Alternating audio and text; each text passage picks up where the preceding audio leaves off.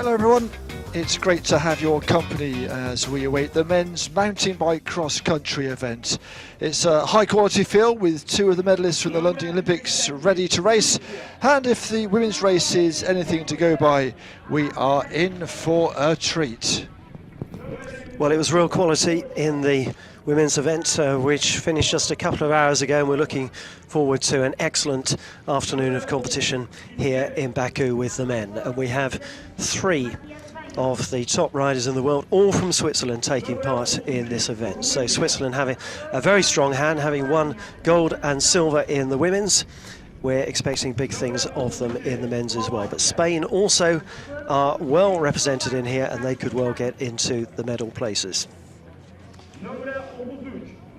Yep, a lot of candidates, a lot of contenders for this gold medal. Of course, no Jaroslav Kulhavy, the Olympic gold medalist in London. But we do have the silver and bronze medalist, Nico Schurter of Switzerland, who got the silver. Marco Aurelio Fontana, the bronze medalist. He has bronze in World Championships, European Championships, yet to break that bronze barrier. Jose Antonio Gemeda of Spain, the world champion of 2010. And look at that.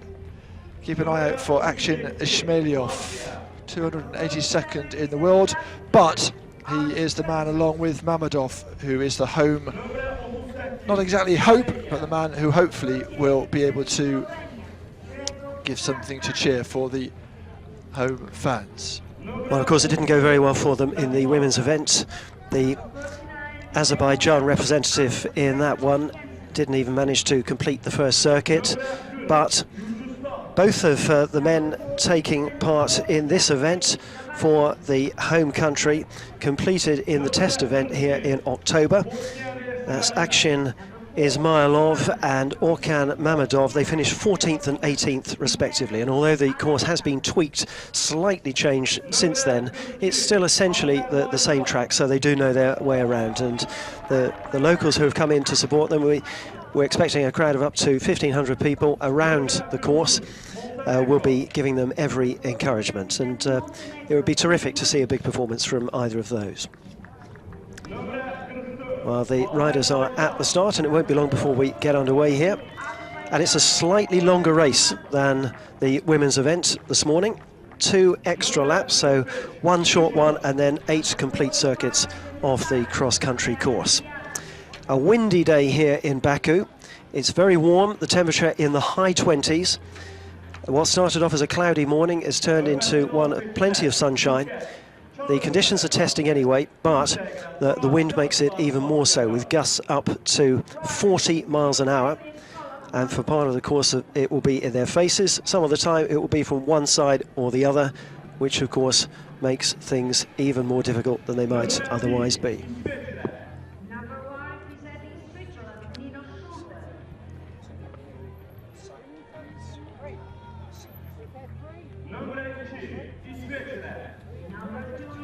So it's all set up.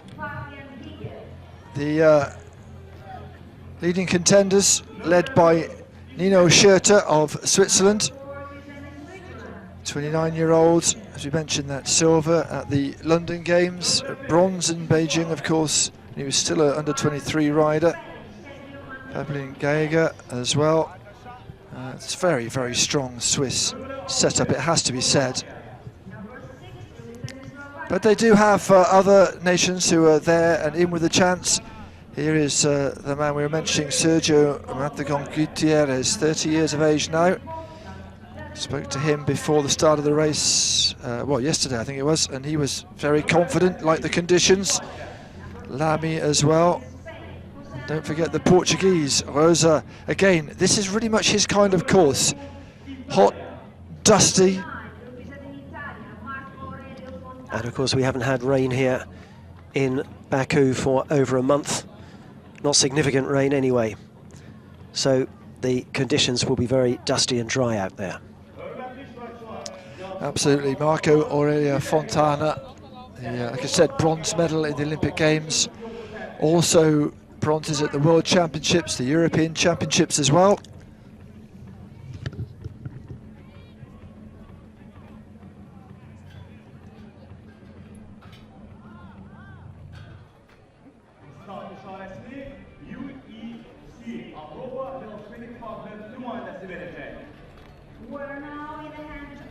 Just seconds from the start of the first short circuit, and then 8 laps of the complete track after that.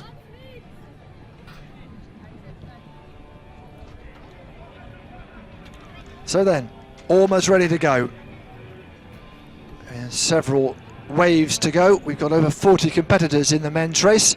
There's the man with number 1 on the front, and that's Nico Schurter. Keep an eye out for him. Remember, it was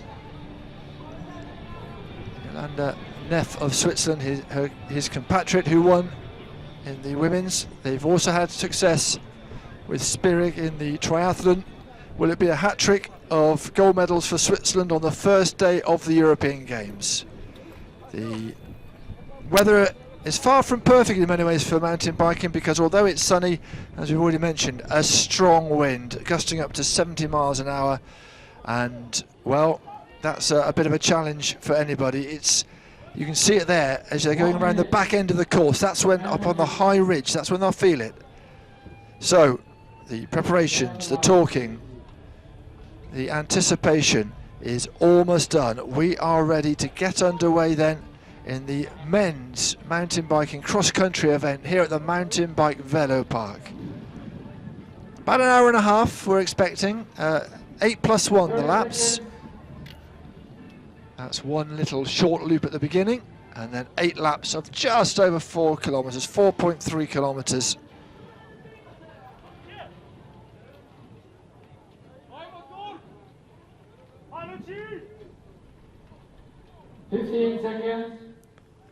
Just a matter of seconds. Here we go. And the second gold medal of the day will be decided in the next hour and a half. The 3 Swiss will lead into the first turn. Schurter, Giger and Flukinger all right up with the leaders as they took the first corner. Manticon is right up there in 3rd or even 2nd place as they go up the first hill though.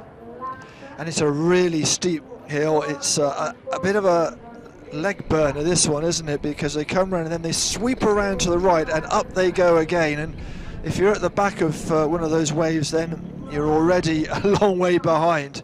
So that's David Rosa of Portugal, Pastorino as he's known, as he probably have on the back of a football shirt, but there you go. And the Spaniard behind him, that's Sergio Gutierrez, the 30-year-old. The Swiss, who broke well, they were in the perfect position to do so, right in the middle of the phalanx as they left the starting line. They've just eased in to track the leaders now, so the best of those is 3rd at the moment, but they've still got a long way to go. 1 short lap and then 8 complete circuits of the course after that. That's right, and we saw the 3 Swiss riders in the women's race stick together for quite a long time, and then of course they decided, well, it was Neff who decided that she was on her way, wasn't she, about halfway through the race.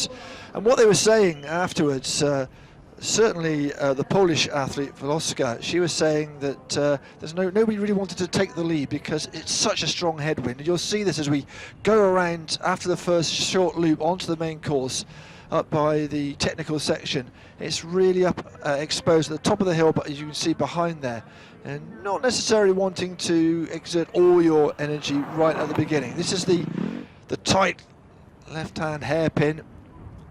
You don't want to be coming to grief there.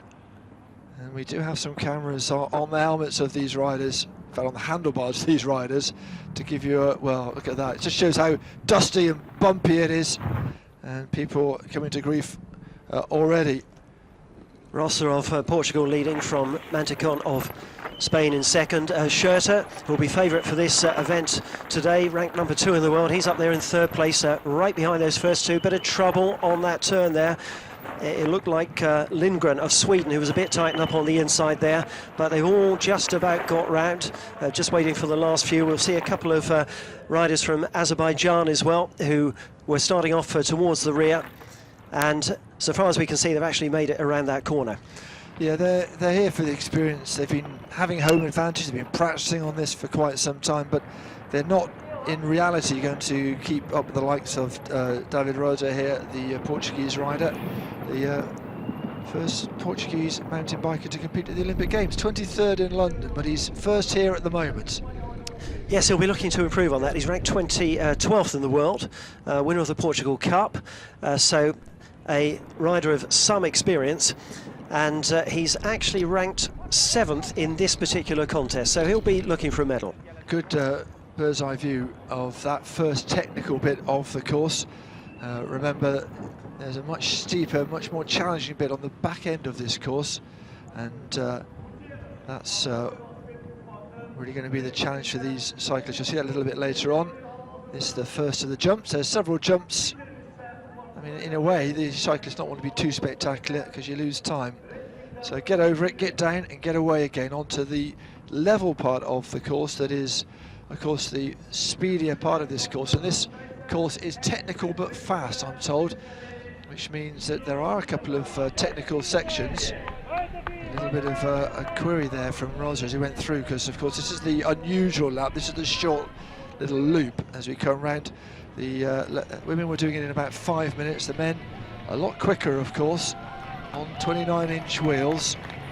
If it's a really mountainous course, then they'll be on the 26-inch wheels, but no real need for that. Want to be a bit faster than that because there's quite a few flat sections. The French rider Sarrou has made a very good start to the race. He's actually got himself up into 5th place. Number 15 there on the right of the picture in the blue colours. And the way he's got away here, he's showing his credentials for a contest like this. He's actually done a lot of good work in team relays in the past, but riding as an individual here this afternoon. Up they go, up this really steep climb away from the start-finish line onto the first of 8 laps, of course. Women doing 6. What they tend to do is they have a captain's meeting and they decide how many laps, but the aim generally is to make it a race that lasts around an hour and a half. And what we found in the women's race this morning is we had a breakaway group of between 8 and 10 who dominated the first half of the race, and then suddenly when the gold medalists decided to go, it was all over.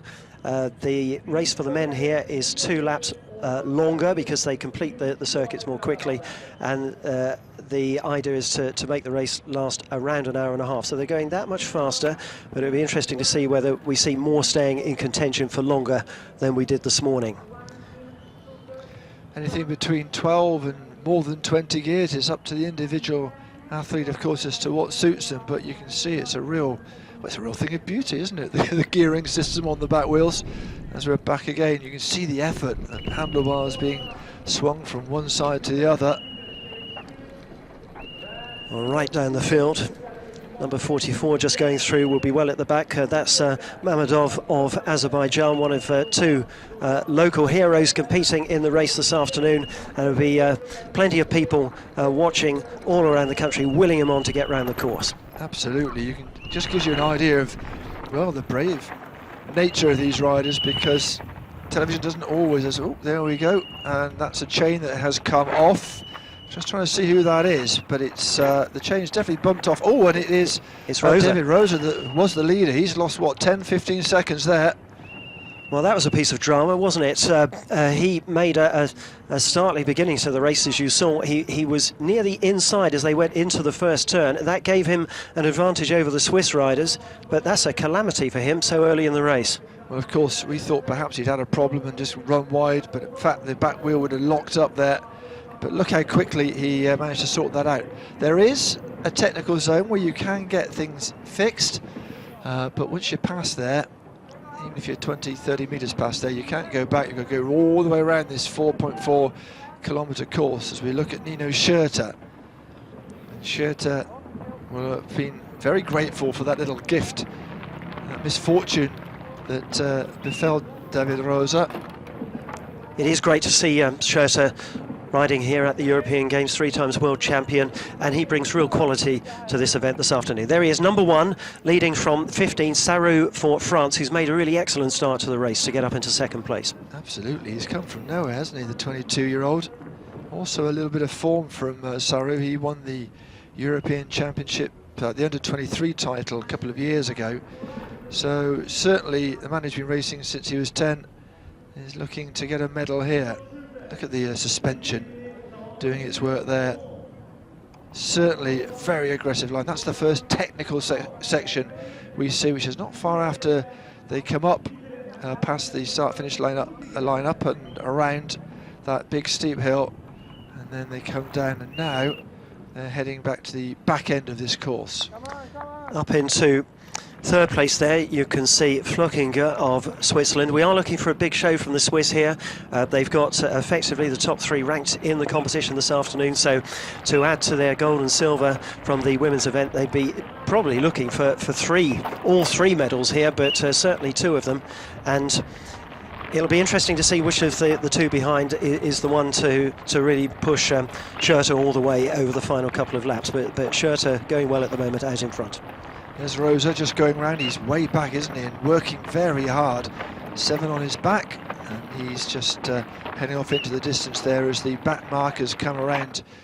And like the women's race, we have a leading group.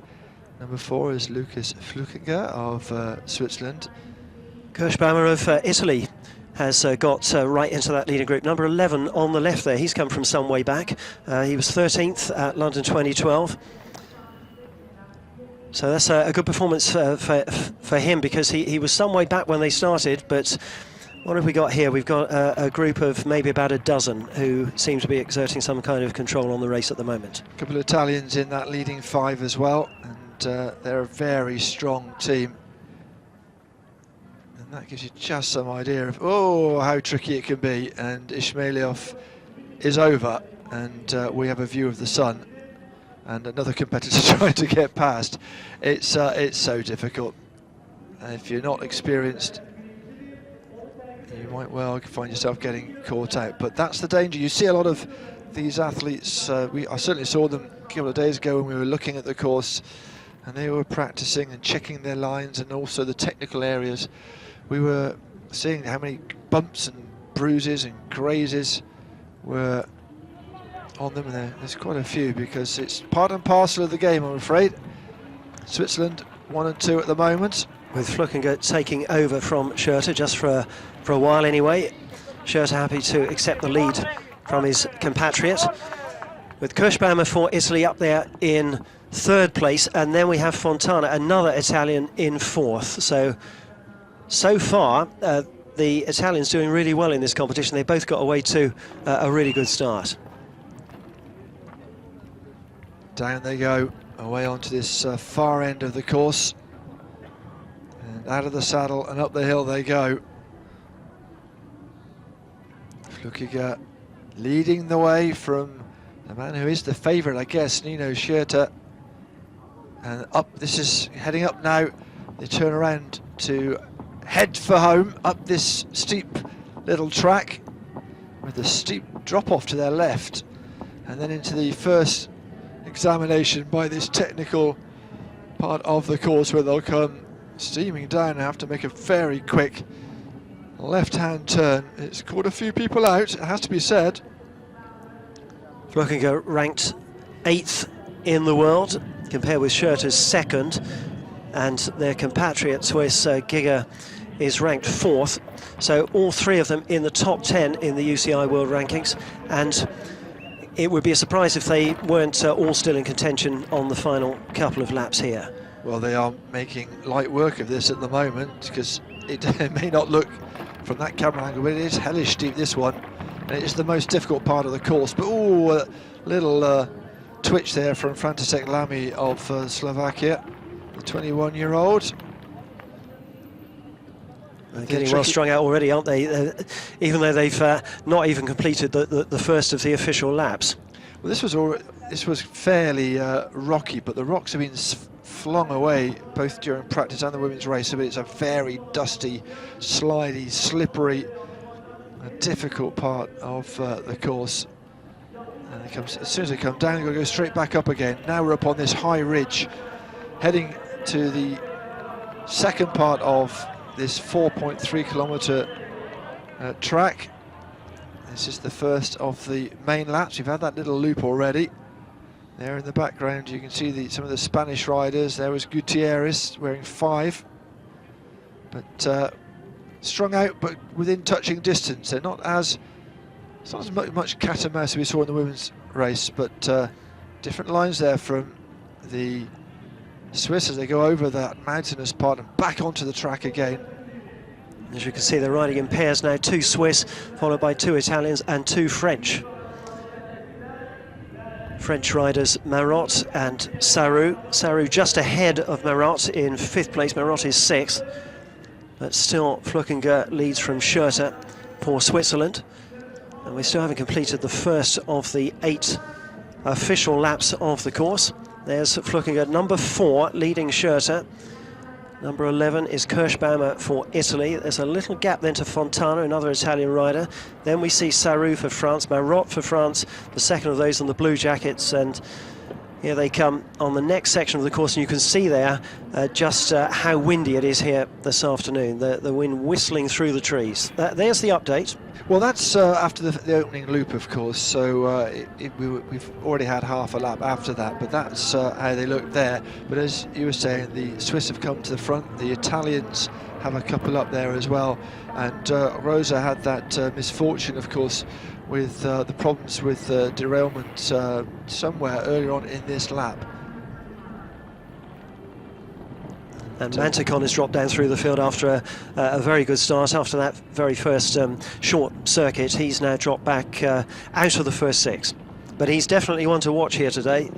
And the 2 Spanish riders are both in contention for a medal here if they can ride up to their best. They've got a little bit to find on the Swiss, but they have got tremendous experience and plenty of good performances to their name in the past. So still it's 2 Swiss, 2 Italians, 2 French. Very much the pattern of the first complete lap. And there's that very difficult section, downhill and then the sharp left-handed turn, and that was Gavishelli of Georgia. Whether or not he recovered from that, we'll find out when we see him continuing later in the race, if indeed he is. Yeah, I'm sure he is. Here we are heading towards the end of the first lap. That's the shooting range you can see over on the right hand side for the shooting events coming up in a few days time. That's the outdoor, of course, shotgun venue, and next door to that is the indoor rifle and pistol venue. Just a little look down at his bike there from Lucas Flukiger, and just paused, almost missed getting his drink from the second part of that double technical zone. Well, the Italian Kirschbaumer has now moved up into 2nd place to chase Schurter at this point, with Flukinger, who had a share of the lead early on for Switzerland, back into 3rd. Well, those two have just pulled a little bit away as they come round into the start-finish zone. Kirschbaumer of Italy is looking pretty good and pretty comfortable. Schurter, though, the favourite, the 29-year-old, still in the lead. Little look over his shoulder, because they'll take a very wide line hitting the apex, almost like racing drivers in motor racing. And he's quite happy for somebody else to take the lead. Well, we saw this in the women's race, and it's a little bit like road racing, of course. Let someone else do the donkey's work just for a little bit of time. His wheels seem to be a bit smaller than some of his rivals. Like I say, there are different size wheels you can use. Most of these riders on 29-inch wheels. The wheel size very much an issue in recent years, of course. Riders are going for slightly bigger wheels than they have done in the past, but it's very much a personal preference, and some are happy to settle for somewhere in between, around 27.5. Yes, somebody around there was saying, "Oh, that's just for marketing. That's just to sell the wheels."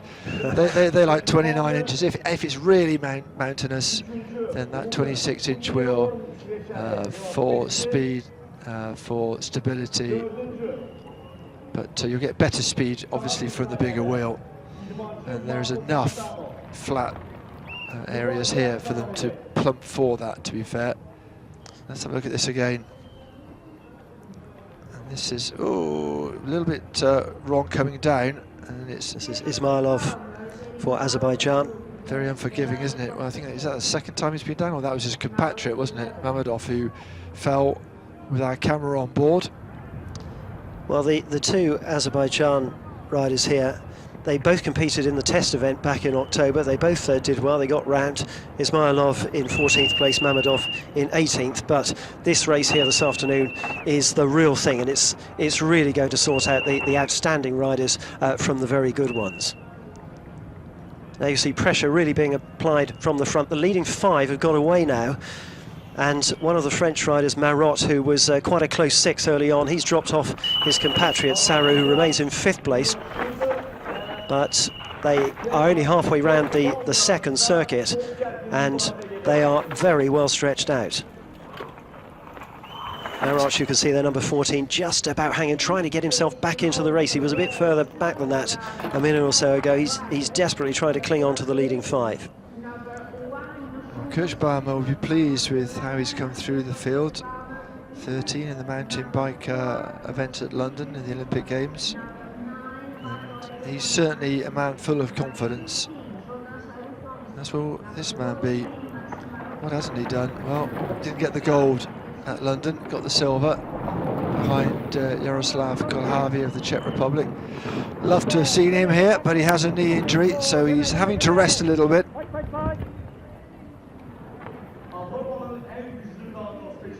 This is the man, ranked 2 in the world, Nino Schurter, multiple world champion.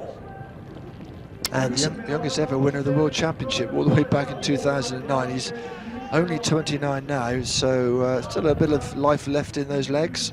Certainly, I'm sure Rio will be on his radar. World champion again in 2012 and 2013. Now, having a competitor like him here in Baku, it really gives great credibility to this event. You know, there are other events on and around this weekend, but this has ranking points for the Olympics, as do some of the others. But this has a medal involved as well, and a gold medal in the European Games. That's nice on your CV, isn't it?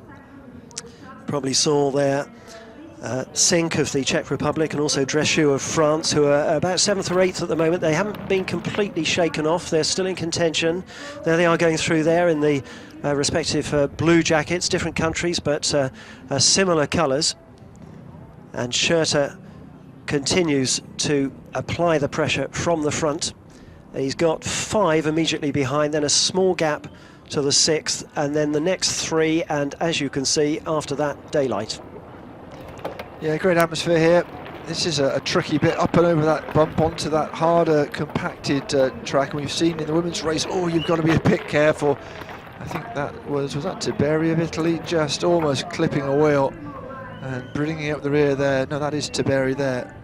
He's got himself in touch, hasn't he? He was 9th in the World Championships last year. Good rider on his day, very experienced, age 30. He's really last of those that appear to have a serious medal chance at this stage. Still 6.5 circuits to go, though. Continue then through the wooded section of the course. And out in front, a new leader now, Giga. We haven't seen a great deal of him. He's been happy to track his compatriots. We've got a line of 3 Swiss here. Giga, Schurter and Flukinger. The 3 favourites for the race this afternoon, the 3 top rated. Schurter rated 2 in the world, Giga 4, Flukinger 8th. And as they go up the next uphill section, it's Giga who's having a turn in the lead now. And the 3 Swiss riders are really piling on the pressure from the front here. In the women's event, they were happy to sit about 3rd, 4th and 5th. On this occasion, they are going off in front and making their rivals work right from the word go. And it could be relentless from now on. Still 6.5 circuits of the course to complete. That's Switzerland with the 3 top-rated riders in the race are dominating it so far. And there are some of the others. These riders you see here are a long, long way behind, but they'll have their own personal goals to complete the course. Yeah, for some of these riders, it's just about being here, isn't it? For, getting some experience. There's a lot of young riders in this field, and they will have different goals, like you say, and that won't dispirit them too much, seeing people a long way ahead. The one thing is a bit surprising, you just saw coming out of shot in the foreground there, the Spanish riders aren't featuring at the moment. No, they've got away to a very poor start, actually. They were in a good position to exploit their starting point, because Amida Ramos, for example, he was right in that leading line as they left the starting line. He was okay round the mini circuit which started the race, and then after that he's quickly got outpaced by the others, been left behind, and I have to say that his compatriot Coloma Nicolas has never really been in contention. He's been a long way back from the word go. Up they come then through this back part of the race, the back straight if you like, and they have to come up this big steep incline, and it is steeper than it looks, and then of course get themselves set around here, get their head ready for this big technical area. This gives you a bit of an idea of just how fast they're coming down it as well, and managing to nail it as well. 23.5 minutes on the clock, and we are going at a good lick. That was just about got around, and that's a good effort from Andrej Čink of the Czech Republic, who has come up from nowhere, hasn't he, really? He's getting himself gradually into it. He was in the pack about 10th or 11th earlier on, but he's just got close enough now to give himself a little sense of catching up the leaders. That was Sarrou you saw going through, the 22-year-old Frenchman from Saint-Etienne. Schurter back in front. Giga had a brief go in the lead, but Schurter's exerting control again. Čink is the man who's in 5th place, so he's done well there. And the average speed, this is the average over the course, is up at 22.25 kilometres. It's 2 or 3 kilometres an hour faster than the women. This is confirmation after the first lap. Like I say, things have changed. The Czech rider has come up into 5th place, so he's had a really good second lap. Andrej Čink, he was in 10th, as you saw there, 14 seconds behind, so he's made up perhaps 6 or 7 seconds in that half of the lap. He's still in his mid-20s, so he's probably still got a bit of improvement in him. 14th at London 2012, 8th in the World Championships a couple of years ago. He's just the sort of rider who would be an outsider for a medal today, but he'll be doing everything he can to get into that bronze position. Well, on his day, you know, he can do it. He's been second in a World Cup. He's won the World Junior Championships. So, you know, he won't be fazed by this particularly. But it is very much about the leading 10 or 11 and this enormous gap back to everybody else. And the problem is, of course, once you get detached from the main pack, it's so hard to get yourself back into contention again, because there's nobody to really compete with. See Fluckender on the left there, Kirschbaumer of Italy. And then the Czech Republic representative, Čink, as you say, has made a lot of ground from the middle of the field to get up into that chasing group now. Just trying to see where Schurter is, but you're right, there are Swiss riders there. Now, is that Schurter who is gone away from everybody? Oh, let's have we'll try and work that one out. We'll soon know, because we'll see him going through the start-finish line again. This is Helmig of Luxembourg having a little moment at the foot of that hill. That is one of the most difficult parts of the course. We've seen plenty of action there, both in the women's event and also here. There is the breakaway, and we said that we couldn't see Schurter in that group, and he has broken away, and he has gone a lot earlier than Neff, the woman, did. She went about 3.5 laps in, and he has gone. Little look up and over his right shoulder, he'll be able to see the pursuing pack, but I wouldn't be surprised if that's not a 10-20 second gap, perhaps a bit more than that. Yes, more than that, I'd say. And as with the women's event, that all happened very quickly. Here are the second and third coming through. It's interesting that it happened at the same point. We were looking at the standings. Meanwhile, on that back end, when there's a little bit of an incline, he just put the afterburners on and away he went. So it's Schurter, the big favourite, over those bumps, around this rocky technical part. Not that slow though, you just got to keep going, and very soon he'll be dropping down with 2 laps of those 8 ticked off. Well, he's gone such a long way from the finish here. We've got just over 6 laps left to go here, and so he's got to keep this up for another hour, but we saw in the women's event that once Neff went for home, there was no catching her, and he's obviously made the decision to go very early in the race, and his 2 compatriots who were with him, and even they were sharing the lead at one point, in and out of the lead, but they've been left a long way behind. Here they come down towards the finishing point in 6 laps' time. but you can see the enormous lead he's now got. This man ranked number 2 in the world, 3 times world champion, and he really is stamping his mark on this race very early on indeed. Yeah, well, the clock ticks. You can see the split time. We're still waiting for the next competitor to come through. 10 kilometres in 27, almost 28 minutes for that man there, and he's out of the saddle and giving it everything he's got at the moment. There we go, 23 seconds between him and the Czech athlete Flukiger, his teammate, and Kirschbauer as well. So it's very interesting, isn't it, just how much time he managed to pull out there. And how well Sink's going for the Czech Republic. We mentioned he was making ground through the field, but he's actually got himself up into 2nd place now, at the head of that chasing group. Flukiger, number 4, going around that corner. Another one of the Swiss, he's in 3rd. But the battle at the moment is for silver and bronze, with the leader out in splendid isolation, but still with just under 6 laps to go. And once again, we have to pose the question. In the case of Neff in the women's event, she timed it perfectly. She finished the race off in a matter of seconds, and that's what Schurter is trying to do here. But there's a long, long way to go. We've still got an hour of the race left. Marvellous shot of the escarpment that they cycle around. It's hot, it's windy, it's tough out there, but this man, well, he's one person who doesn't look like he's in any particular problem at all. Up and heading towards that first technical part of the course. He is really doing great stuff here. He's pulled out that gap of, what was it, 23 seconds or so. You imagine by the time we come round again, it'll be even more. Well, he's a long way out in front. Schurter for Switzerland. We have Sink of the Czech Republic in 2nd place, but you're going to have to wait several seconds for him to come round. Then Flukiger for Switzerland in 3rd. Kirschbauer for Italy, still holding 4th place. He was sharing the lead in the early part of the race. And then we have Marotte for France, who's still there in 5th, and Giger for Switzerland in 6th place. So the Swiss are still there, all 3 of them in the first 6, but at the moment, one of them, Schurter, has slipped away from the others.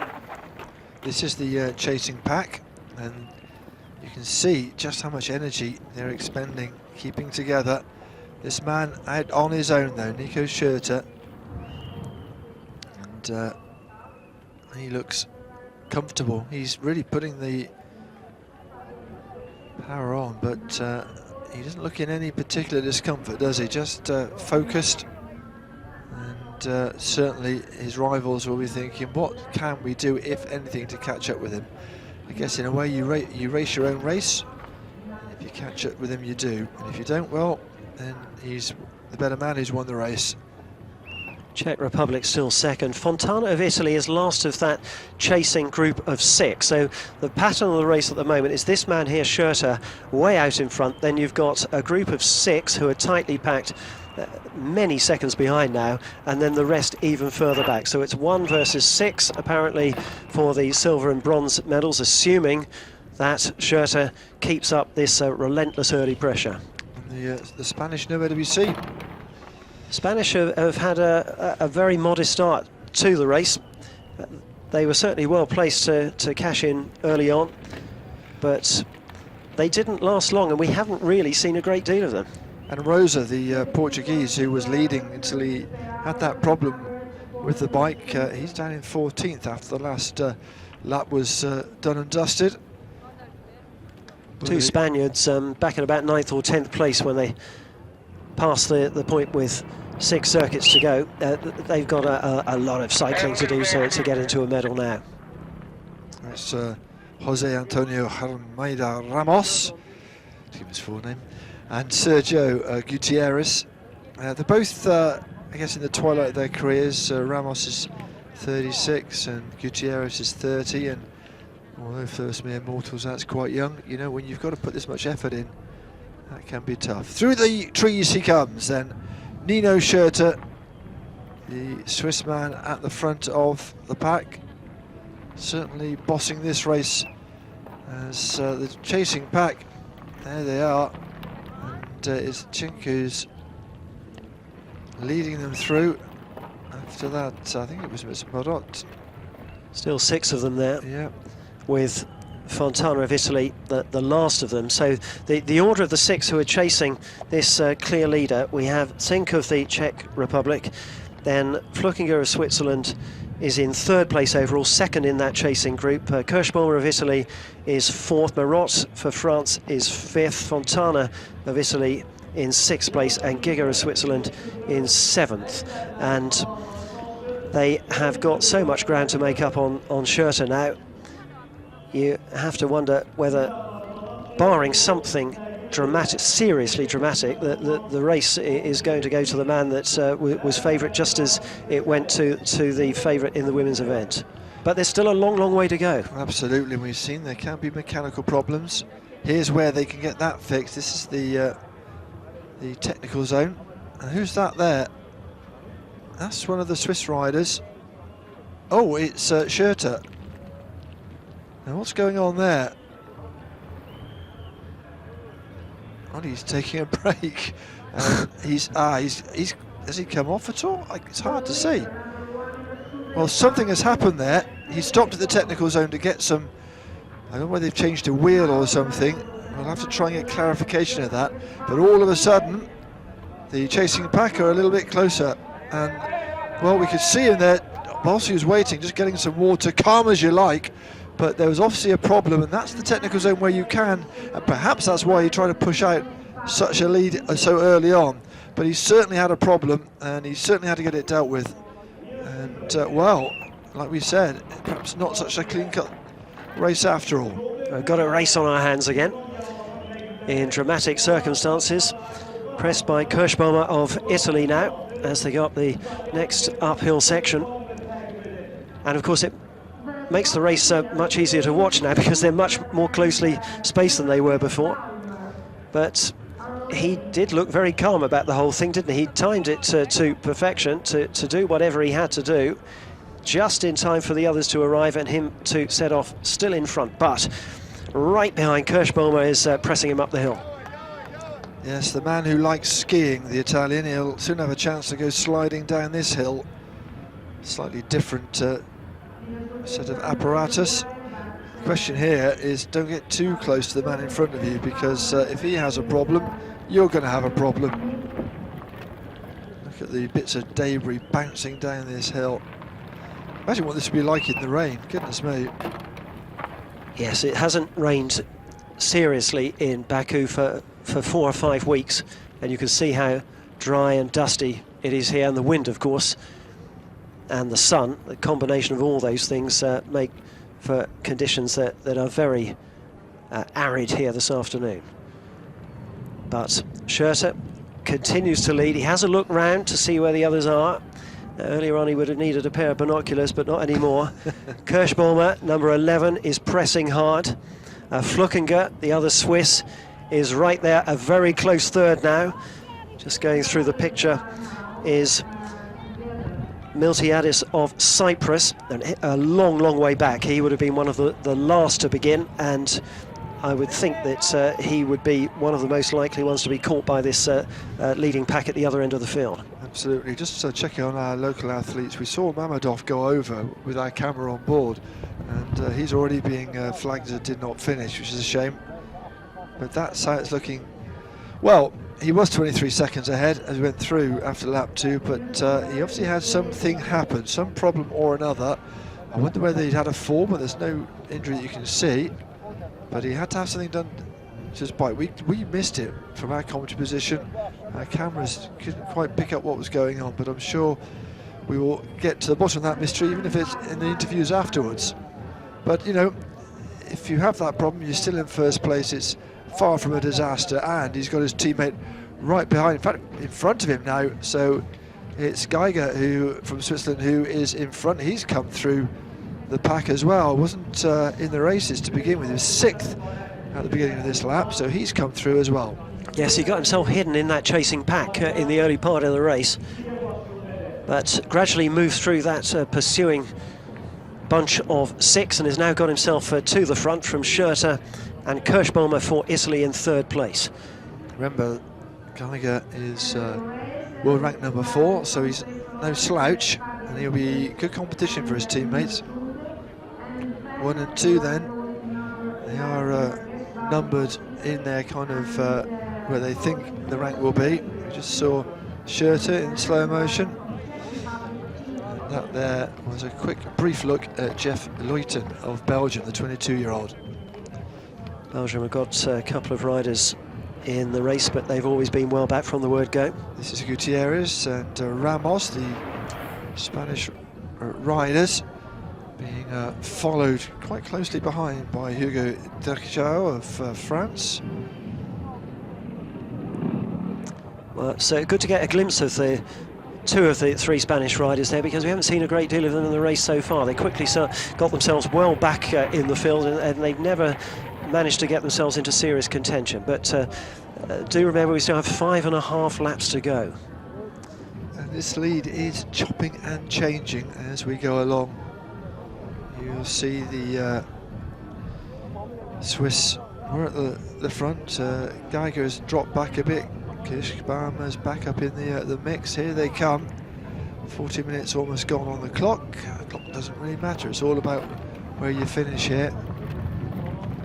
Gives you an idea of how long there will be to go in the race. It will be around an hour and a half. Both the women's event and the men's event are designed to last approximately that time.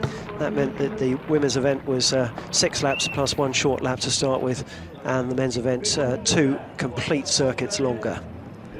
Nice panoramic view of the lake beyond and the northwestern suburbs of Baku, one of the farthest flung venues, but still not too far away for people to come and see what's going on.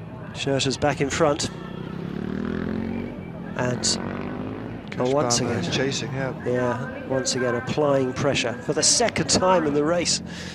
Schurter leading from Kirschbaumer. Kirschbaumer is the man who's going with him, but looking at Switzerland still close.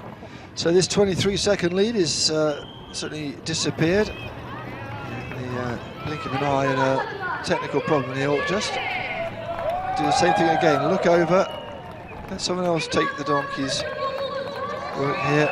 Do the donkey work, and it is anyone's race again. And you just wonder whether Schurter has just slowed and regrouped, and will be a little look over the shoulder from Geiger, thinking, where are you? Where's everyone gone?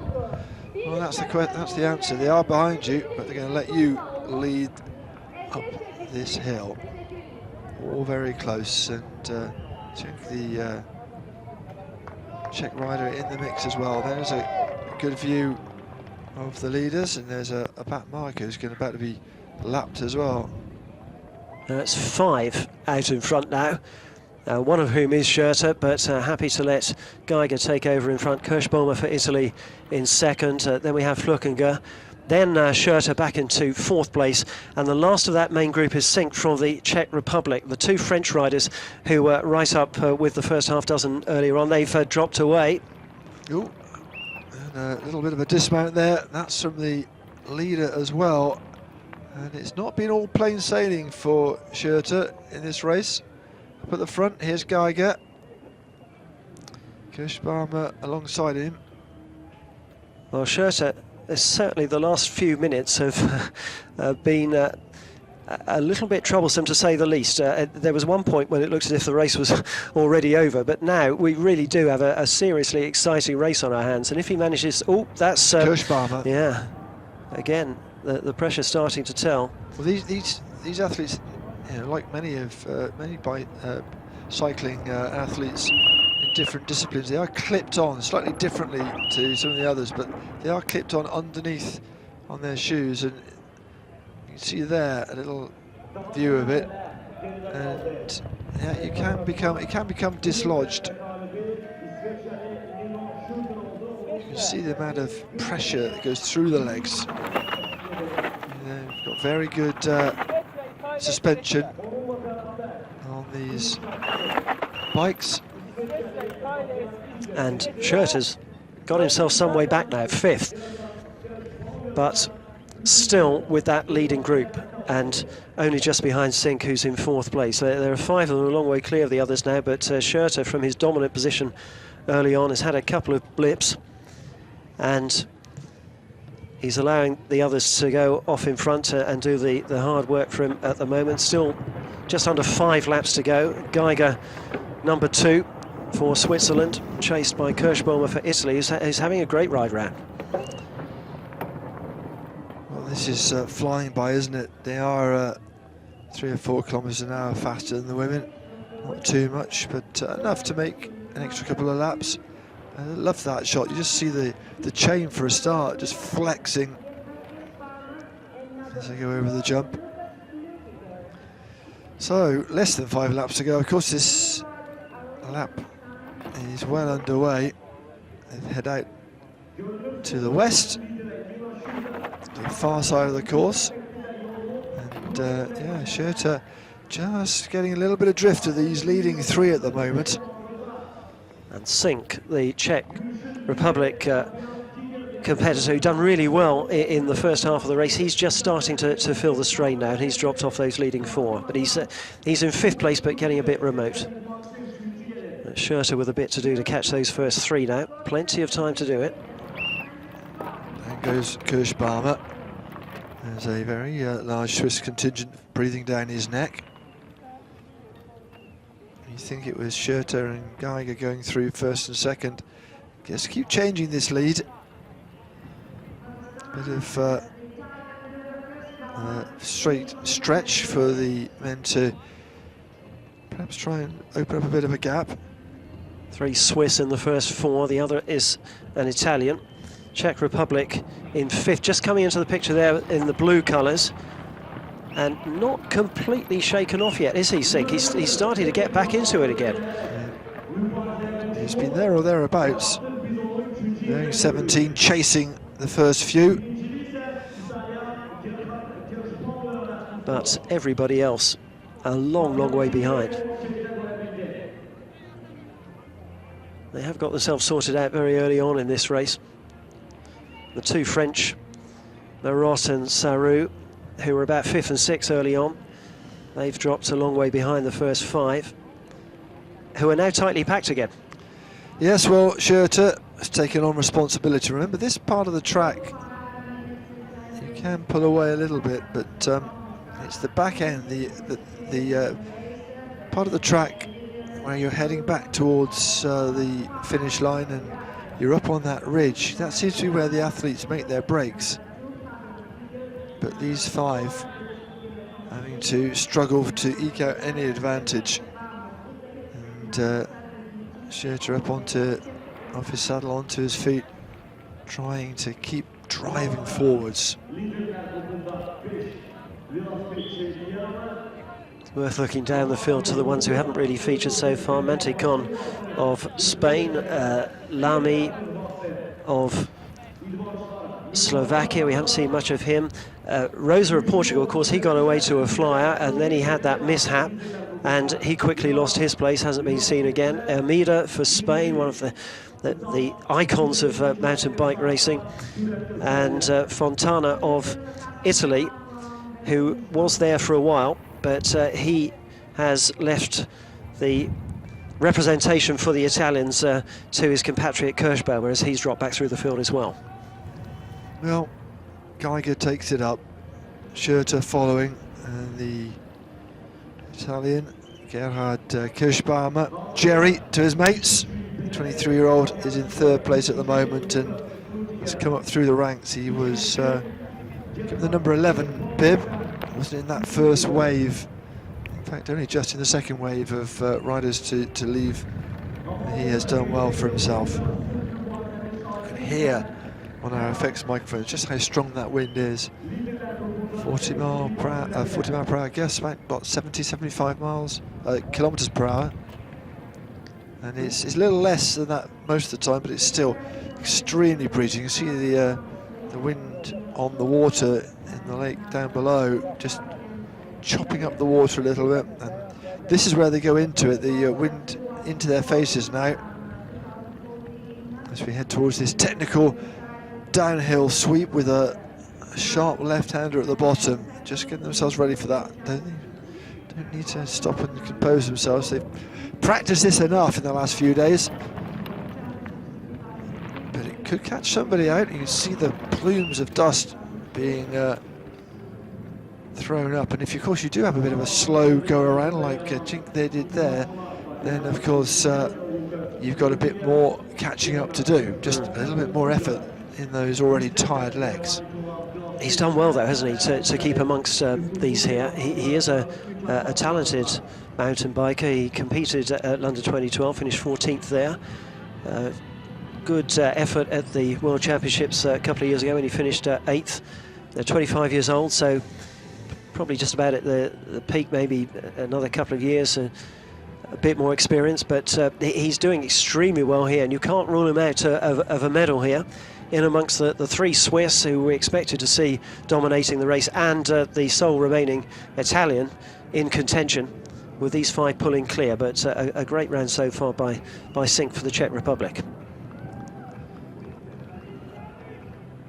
That's the standing after that last lap. Of course, we're halfway through the latest lap, so the first 5 very interchangeable as it is at the moment.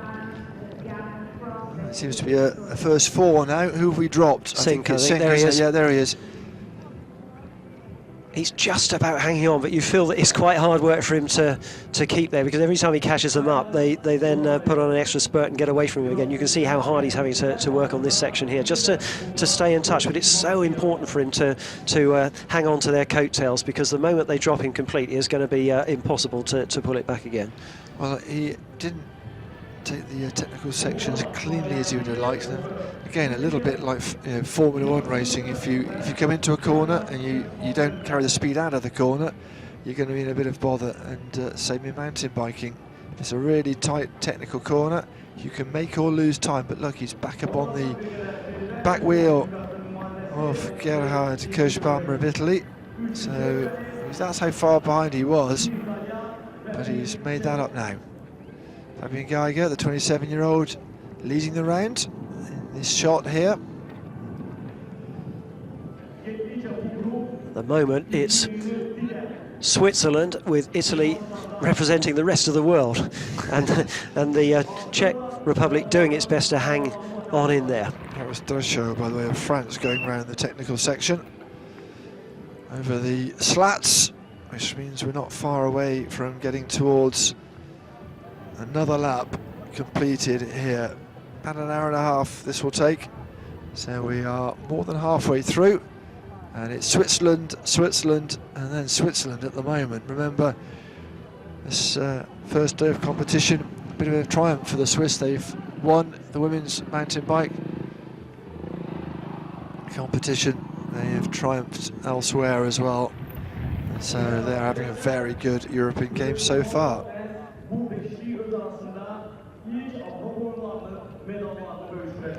Well, it's been a great day for the Swiss so far. The first gold medal of the European Games, and also the first silver medal going to Switzerland. Now, there we see Coloma Nicolas for Spain.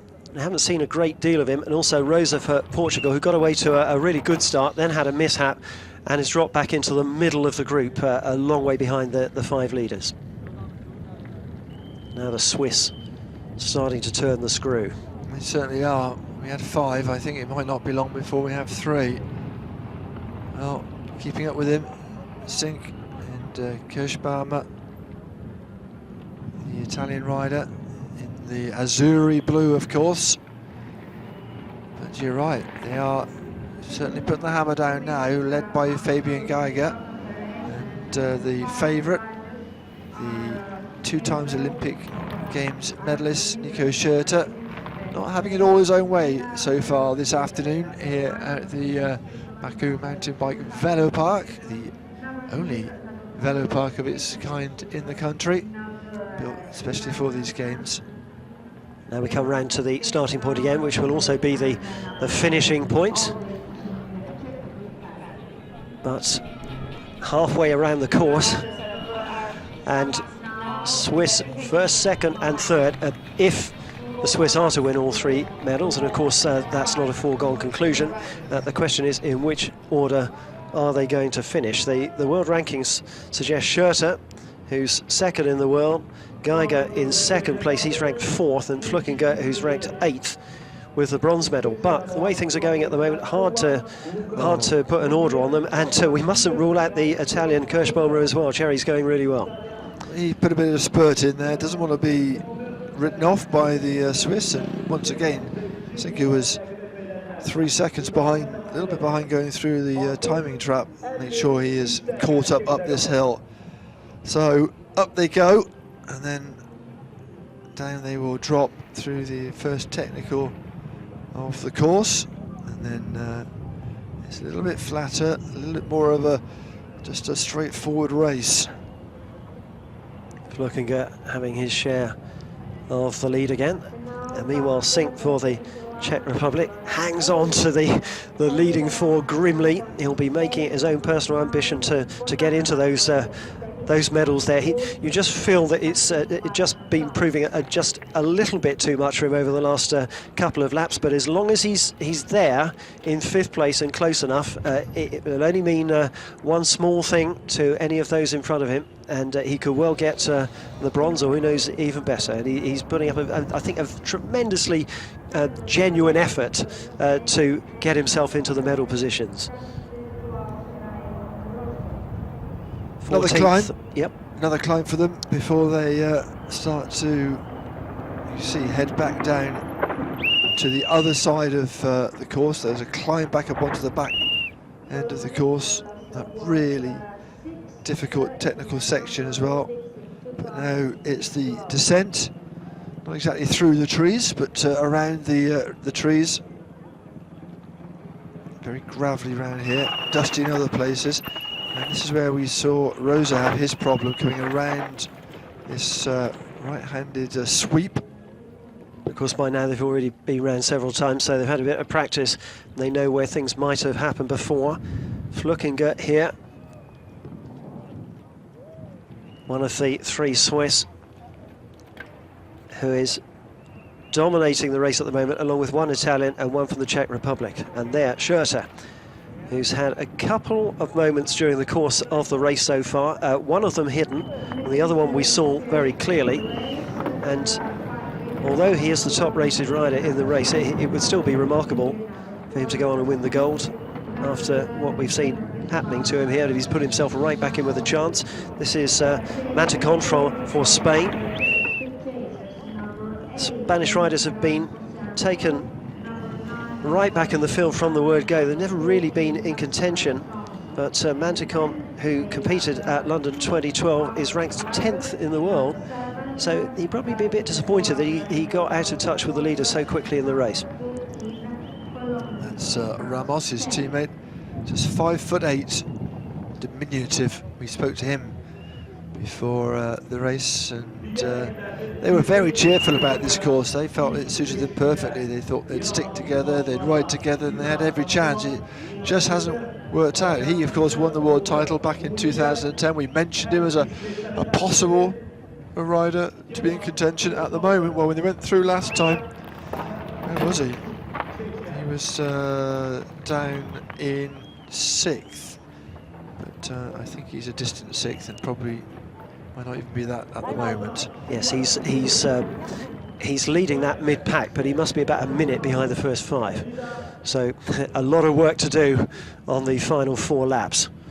The Swiss 1st, 2nd and 4th, and still the Italian Kirschbaumer right amongst them. Heading towards the hour mark then, heading towards the 2/3 mark of this race. Although it says 4 laps to go, bear in mind that there will only be 3. They're heading towards eating up the kilometres of this lap. Perhaps it'll be a little bit more than an hour and a half, but that's what we were told they were trying to engineer. Extra couple of laps for the men, but it's not actually. I reckon perhaps if it was 7, they might finish on an hour and a half. We'll see, because they are about 3 kilometres an hour faster than the women. And whether that makes, well, faster than Yolanda Neff, who was much faster than anybody else, if the truth be told. Yes, the women's race turned out to be one-sided from halfway, from the moment she went for home. The race was as good as over. And although we did see a sudden... Just interrupt there very briefly, because here comes the Czech rider. Well, he's going to have a little attack now. And, well, fair play to the 24-year-old. He's been hanging on and hanging on. And now he thought the time is right to go. Look at the state of these guys' knees. Years and years of being bashed and abused. Full of bruises, scars. But it is the sport they absolutely love. And it's all part and parcel of it, I'm afraid. And they've created a very interesting course here, which is full of challenges. He's in front, so that move by Sink paid off. He wanted to be in front, and from being at the back of those five, hanging on, he showed that it was worth all that determination, because he's now got himself ahead of the three Swiss riders, at least for this point of the race. It still looks pretty fresh. He's looking to extend a lead here, isn't he? Well, we saw about halfway through the women's race the decisive break, and we were thinking perhaps he wasn't up to even challenging for a medal, but all of a sudden he's decided now is the time to make my statement. So Andrei Schenk, he is ahead, but being chased down and kept within distance by Lukas Flukiger of Switzerland. And this is the best part of the track for my money. Swinging around, then a real narrow bit of track. You can't go too far left, you'll end up tumbling down the other side of the mountain. And then a sweep to the right and downhill. And he didn't get this quite right last time, so a little flick of the wheel. Oh my word, that was Flukiger who lost all momentum, and little Concertina behind them, between the other Swiss and of course Kirschbaumer. So around goes Sink. An hour gone in this race. He's still not too far ahead of everybody else. This is going to be cat and mouse, isn't it, at the moment? It's been hauled back, the danger, by Flukiger. And that's Geiger of Switzerland. Schurter got caught up a bit, didn't he, in the backwash at the top of the slope there. The race hasn't gone perfectly according to plan for him, but at the moment he's still in there fighting. He's still got a great chance of getting the goal. This is Emil Lindgren of Switzerland, of Sweden rather. Been a pro for 11 years now. Actually, Lindgren said, "I'm a dad to two sons. They both like bikes, both like motocrosses into that as well." He's a man who just gets his kicks from anything on two wheels, and it looks like his sons have no choice but to follow. I wonder if we'll be talking about them in 20 years' time. Yeah. And, yes, Emil Lindgren being their coach, yeah, probably. This is the standings, like I say, after the fourth lap, but we are almost half a lap round since then. And that's the look, that's the ridge that they have to cycle into the teeth of the wind. Look how high up they are. It's a marvellous shot from our little drone. See the outskirts of Baku. The wind was supposed to drop slightly this afternoon, but it's still pretty fresh out there, and at various points of the race they'll either be riding straight into it, or it will be either from their right-hand side, their left-hand side, trying to keep your balance while you're thinking of all the other things you have to do on a course like this. A sudden blast of wind is the last thing you need. And it'll be on their mind. The athletes' village is near the stadium, back into town, and it's pretty breezy around there. Our accommodation, the media village, is next door, and I happen to be on the 19th, the top floor. You walk out there onto your patio, as I did for the fireworks for the opening ceremony, and yeah, you've got to hold on to everything because it's very, very windy. And a bit like here, you'll find certain areas more susceptible to those gusts of wind than others, and they'll know this from their practice. It was pretty mild during practice, but it was still breezy during the week. Still the same five though.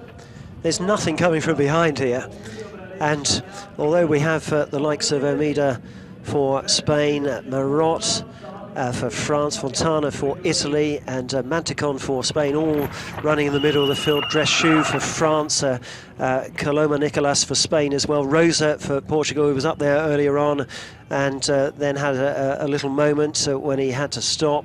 But all of these are a long way behind the five you see in your picture at the moment, led by Sink from the Czech Republic.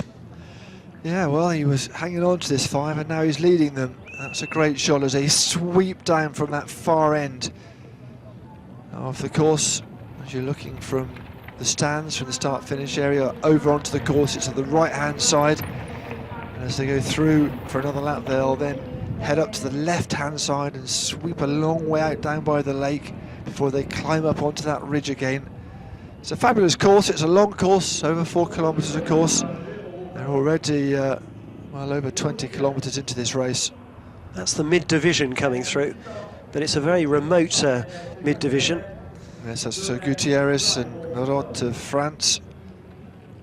This is the riders in front, already into that final few bumps before they get close to heading into another lap ticked off. I like this bit here. Coming in, you can go slow if you want to, but if you want to keep up the leaders, straight over the rocks, thank you very much. Geiger, the last of that leading group of five now, one of the three Swiss still in contention. Now, he's been in the lead a few times during the course of the race. They're just getting a bit behind the fourth one there. He's still in contention though, still these leading five, battling for the medals. Oh, was that a fall? I know it wasn't, but it was a bit of trouble for Kirschbaumer, who missed the first bottle, got the second. I just wondered whether there was something had happened there, but no, they're all together. It was, whether it was another Italian coach or whether just somebody, they're all very sportsmanlike in this sport, just passed a bottle on to him. He managed to get the bottle the second time round. As we head in to tick off another lap, just 3 to go. Now they come through the start-finish line. Who's first and who's fifth is a little bit academic. There we go. Zink takes his break from the front. I wonder whether this is going to be a sprint, a half-lap sprint towards the end. We'll have to wait and see, because they all look like they're happy just to stick together. Who's that bringing up the rear? It's Geiger. Geiger, yep. Just drops off the others, but they're still close enough from there, and it looks as if he's going to make a bit of an effort up the hill to catch them up. But the gold, silver and bronze will, barring something sensational, go to 3 of these leading 5, and at the moment it's impossible to call. Yes, don't go anywhere. Don't go and make a drink in the next half an hour, because something might change in the blink of an eyelid. Up we go then, up this real tester of a hill early on in this lap. Less than 3 laps to go now. They've done 24 kilometres of this race. They're still on it, aren't they? Still 100%. The only time they ease off is on the tarmac. They'll take a little drink, invite somebody else to take the lead, and away we go again. That area on the tarmac is right next to the shooting centre here in Baku, and it's the starting and finishing point of this race. I just wanted to say we're still waiting for anybody else to come through that starting finishing point, so they really have pushed away, haven't they? And look where they are as they come down, right at the back of the saddle, getting the balance right, and then once they've done that little technical area, back up on the saddle. It's fascinating to see how they do this, watching them come down that really steep technical section, leaning right back behind the saddle, making sure they're secure in what they're doing. Lerchinger leading, Schurter back up into second place, Kirschbaumer for Italy is third. And having taken the lead briefly, Sink for the Czech Republic is just giving himself a little bit of a breather here, back into fourth place. And Geiger, the third of the Swiss riders, is back in fifth, just a little behind the first 4 now. Just coming into your picture at the top there, and about to be the last one around this corner here. But he's certainly within touching distance at the moment. There he goes, the 27-year-old. Second in the Euros last year, of course, and a winner of the Euros under-23 competition back in 2009. Beautiful blue sky here in Baku now. It was cloudy this morning, the first clouds we've seen in a week here. But it's turned into another very warm afternoon. If you get out of the wind, you can really feel the heat of the sun. Temperatures up around 28 degrees. Yes, we've had a couple of 30s. We had a little bit of rain I saw forecast for the next, not tomorrow, but a couple of days. But still hot, still in the upper 20s. But then the sun returns and we're into the 30s again. But they have to get ready for all sorts of conditions, these riders, whether it's the mud, wind and the rain of Northern Europe. And here, of course, we're about as far east as you can go before Europe becomes Asia. Kazakhstan over the sea, of course. The climate here is varied, though. The warm summers, I would call it perfect holiday weather. If you like to go to the sun, it's warm. There's usually a cooling breeze. It's known as the city of winds because there always seems to be a breeze blowing, although it is a particularly strong one today. But the winters are quite chilly, and the best time to do mountain biking for real outside competitions would be between spring and mid to late autumn. The winter not really a suitable time, although they are the hardy souls who go out 12 months of the year and do it. There are, they need their fix. Just the four then, we're just looking for Geiger's. He's what, 10, 15 metres behind. Still not too bad for him, you can see them. So we go. This is the tricky little flip up onto this slightly harder surface. Bit of effort, everyone off their saddles. Geiger at the back there, just about in touch with them. He's managed to claw his way back into contention. There was just a moment at 30 or 40 seconds ago when it looked as if he was going to drop off them. But these five have dominated the race really from about the second lap. Just the two French, Marotte and Sarru, were chasing early on. Nobody else has ever really been in it since the point when Rosa of Portugal dropped back through the field with an early mishap. And we haven't seen anybody else ever looking remotely likely to get into contention. They're about, a minute and a half, more than a minute and a half behind. Gutierrez of Spain is the next best, but he was through the time gun on the start-finish line at 1:06.37, and Fabian Geiger was there at 1:04.55. That's a great shot, isn't it? Absolutely lovely to see these super slow-mo shots, because when you're watching for real, they're gone in a blur and a puff of dust as well. Just a reminder too of all the things they're going through the riders' minds as they take the technical parts of the course. It really is so important to keep that concentration up. Just one stone, just one grain of sand could be enough. Absolutely. Get some water on board, keep those fluids, and you see those gel packs as well. If you're foolish enough to run half marathons, or you see those being handed out as well. Absolute lifesavers. Little rush of energy, bit of something to keep you going, little sugary pack, and all the support staff there will have everything that these riders need. Some just happy with water, but others will like those little energy packs as well. Schurter back in front, and for the third time in the race is exerting pressure on the four immediately behind him. Less than 3 laps to go. The Italian still right in there in contention. Kirschbaumer and Sink for the Czech Republic, the other one who's trying to spoil the Swiss party this afternoon here in Baku. So then, I was about to say, up we go, ready for the technical section, but why not just pause and just look at the engineering beauty of that derailleur. It's certainly working like clockwork from where I'm standing. And they have to, and the thing is, it's not just getting the power on, it's also being strong enough to withhold this. You don't want your chain to come bouncing off like most of our bikes. Us mere mortals, you'd be in a bit of a heap by the bottom of this. technical section, but they've practiced it and practiced it scores of time. In fact, they weren't just going around the course, they were doing this and then doubling back on themselves and having another go. And so they made sure they know how important that is, because if you're flat on your back and you've broken your bike, then that's not really much point continuing. And after they've taken that sharp left-hander there at the bottom of the hill, the course does narrow very significantly. You go too wide and you're going to hit the rocks.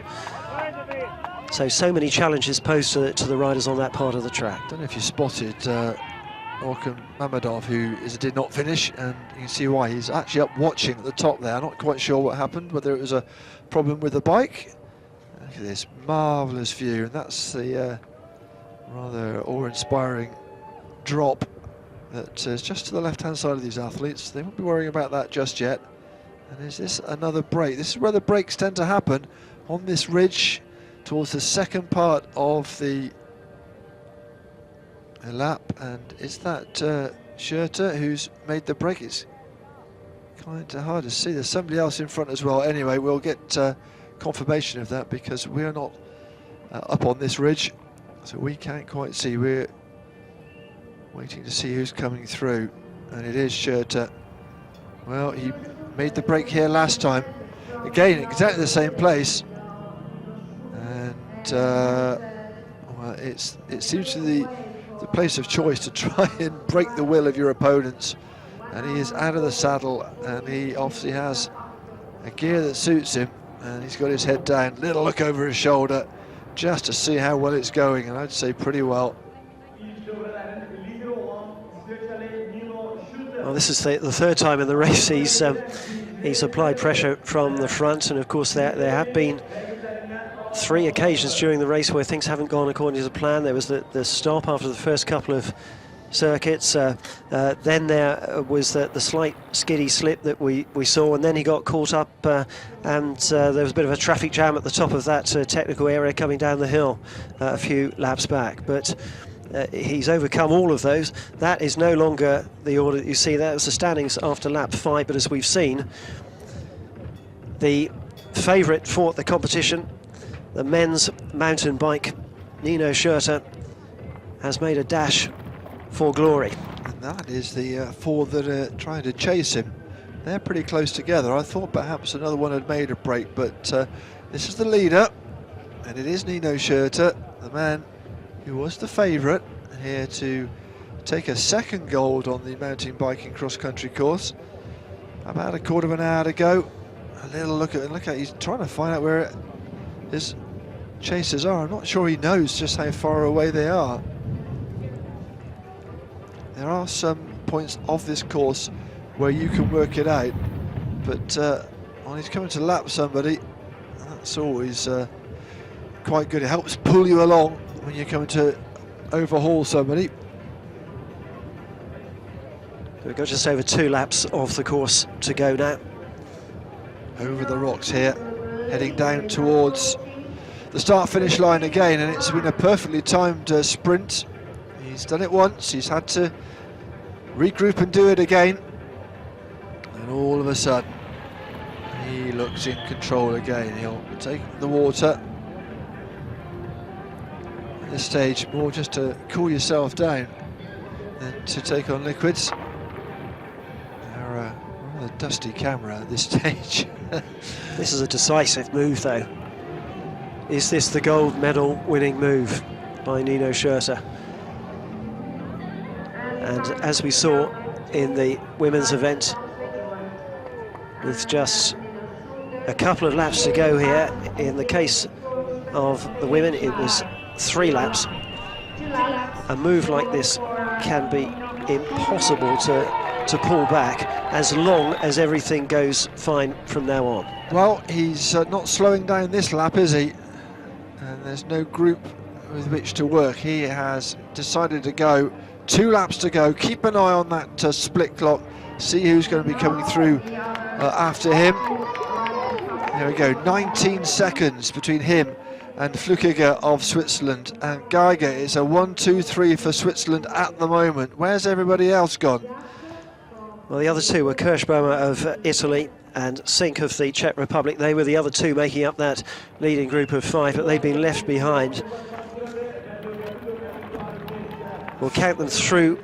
20 seconds behind the third place Geiger for Sink and Kirschbaumer. Well, they're together, of course, but that's a big ask to get themselves back into medal contention. 20 seconds, 2 laps to do it. But this is the man. This is where he had that mishap. He came out of the pedal, but not this time. It'll be a long time before any others come through the starting and finishing point with 2 laps to go. The 5 medal contenders are the first 5, and the Swiss, who have got first, second and third place at the moment, having won gold and silver in the women's event, are heading towards a clean sweep if they can keep this up. No surprise that the average speed has gone up a notch after the break in the last lap from this man here, Nino Schurter. He has so many medals on his roll of honour.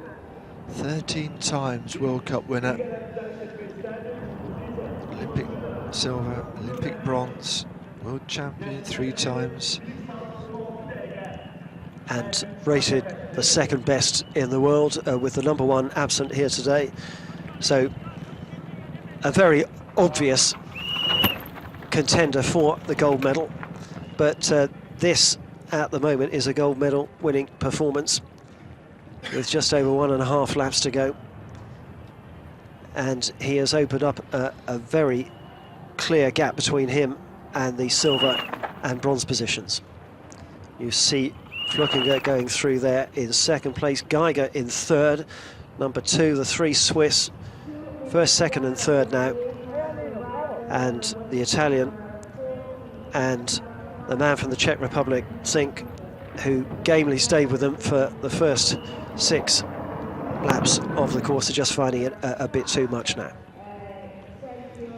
Yes, again, you look at these super slow-mos and he looks really comfortable, really in no discomfort whatsoever. His muscles, I'm sure, will be burning, but he's used to that, and he is looking very good indeed.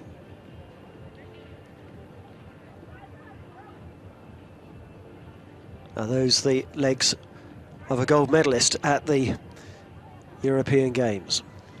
Well, like all the athletes we've seen in these super slow-mos, they're slightly pink from the amount of sun they've been exposed to in the last 4 or 5 days. Slap your factor 50 on, but you're still going to catch the sun. It's a great little shot, isn't it? We were forecast a bit of cloud here in Baku today, but it quickly disappeared. So it's added to the test for the riders out there today in combination with the wind. But the course sorted them out from a really early stage. After we'd gone the first couple of laps, we had a jolly good idea of who was going to be involved in the finish here. And something like 80 or 90% of the riders who started have never really featured in the race. I think that's because Europe are so strong. I think it's just one from outside Europe in the top 12 of the rankings, the world rankings. So it's a very, those at the top are very strong. Not all of them, of course, are here, and the rest, well, just not exactly making up the numbers, but are here for the experience and to perhaps improve bit by bit. And that's the gap. They can see their compatriot. I wonder whether they are pulling him in a little bit. Flückiger and Geiger working together. Well, Schurter rated 2 in the world, Geiger 4th, Flückiger 8th. So you get a kind of vision of the order that they should theoretically finish in. Manticon for Spain is ranked 10th in the world, so quickly got left behind. And the Swiss now dominating. But the other 2 who have been in contention for a long way, Kirschbaumer of Italy is ranked 22 in the world, and Sink for the Czech Republic, who's done so well here this afternoon, is 31st. And even in today's race, they were some way down the list, so I think they've exceeded themselves to go so well here today and give the Swiss a race for so long.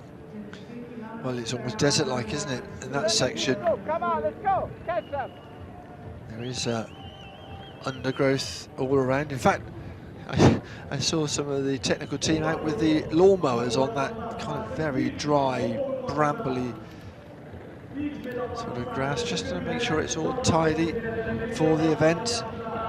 And by the technical zone, as you can see, they'll come back round that again and can take on more water and yet more effort. I think he's trying to just eke out the lead. He'll be able to have a little look across to his left. There you go. He'll know just how far it is to go, and a little pause in the intensity as they get some water on board, spray themselves to cool themselves down as well. But it's still about 20 seconds, isn't it?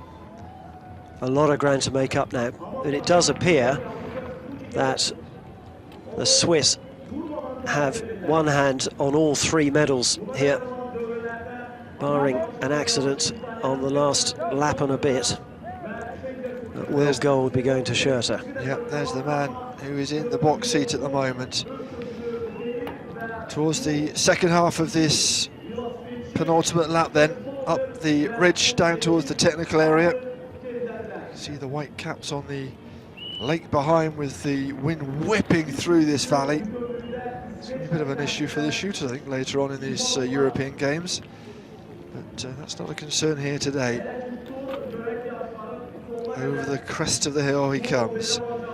He'll hardly pause. There he goes, straight down, hands on brakes. A little wobble at the top, but he does ever so well. And straight back up the hill again. It's a real tight V-shape, that technical section. So important not to let the concentration drop here. He's got a long lead, as you say, probably about 20 seconds, and of course he'll be thinking, do I just take it easy through the technical bits, or do I go for it as if I've got half a dozen rivals close behind me? But all the time, concentrate, don't let your mind wander. Just watch the muscles all working in unison. Goodness me, what muscles on those legs, because that's their engine, and they're finely tuned as well. That's why it was after the 6th lap. Remember, that was half a lap ago. We think it's still around 20 seconds, but we'll see shortly. Rosa Fontana a little bit further down the French, not really with a challenge, a bit like the women's race. Hasn't really been their day. And the Spanish, as you saw, 2 of the 3 Spanish in the race occupying 7th and 8th places, but never really in contention. A long way behind the first 5 for most of the race, and even the 4th and 5th riders have found it hard going for the last lap. Well, there he goes, up and away. And where are the chasing pack? Well, not in that shot. That shows how far behind they are. Very soon this will be over. Another lap to go. Perhaps a little bit over an hour and a half of hard yards. There they go. Well, that's more than 20 seconds by my book, I'd say. The shot from above this marvellous velo park here in Baku. And the 4th and 5th have dropped some 20 seconds behind the first 3 now, so Sink and Kirschbaumer, who did so well for so long, and then it's a minute and 20 seconds to Marot of France, who's continuing in 6th place, then the 2 Spaniards. Away goes the leader, Nino Schurter, heading down through a little technical section before they sweep into the stadium, of course. This is the wide expanses of that far end of the course on the right-hand side as we look at it from the start-finish line. And you will just relax a little bit before you power back uphill through that gravel again. And the race following a similar pattern to the women's earlier today, insofar as you had a number of them in contention. In the case of the men, it was 5. In the case of the women, it was slightly more for a bit, and then a decisive move. In the case of the women's event, it was 3 laps from the finish. In this case, it was slightly less. But if he keeps this up for the final lap, then the two racers have enjoyed a very similar kind of pattern. Well, he's not so far ahead as Neff was in the women's race that he can relax a little bit, not until he's back down. You can see the finish line. He knows that his compatriots will be doing all they can to haul him in as we head past that technical area again. Just take on some more liquids. Very soon, they'll go round to the left and then go round to the right. Sweep down into that start-finish area, and our last lap would have started. It will be over an hour and a half, but not by much. One more lap to go. Somebody's getting the bell in position. Yes, we like the bell very much, especially cast for one of these games. There, you can hear it ringing. There it is. Best job for the volunteers, that one. Keep an eye on the split time again, keeping the pressure on. I think it's over 20 seconds between him and Flukiger and Geiger. 20 or so seconds before. And you can hear them, there you go, just over 20 seconds. So Flukiger in the silver medal position at the moment, but still hasn't secured it. Geiger in 3rd. And nobody else has yet crossed the line with a circuit left. Final lap.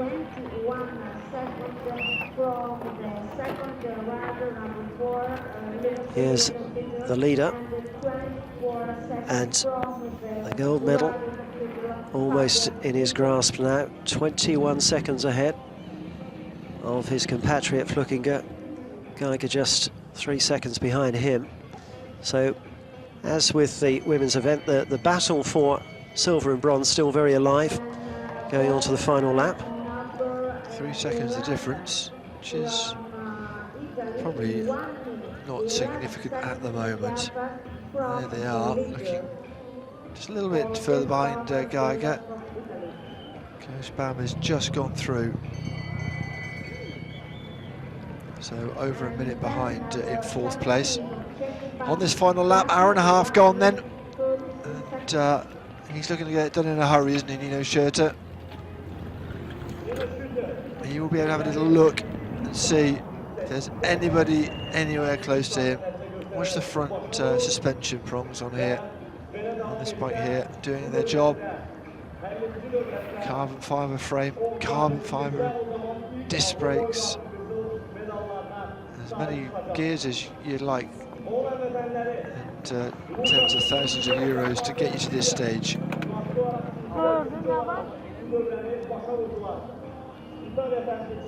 Where are the 2nd and 3rd? There's a great shot that. There's the leader on the left. Can we see anybody on the right? Just coming down now. There they come, and there's a slight gap between Flukiger and Geiger as well.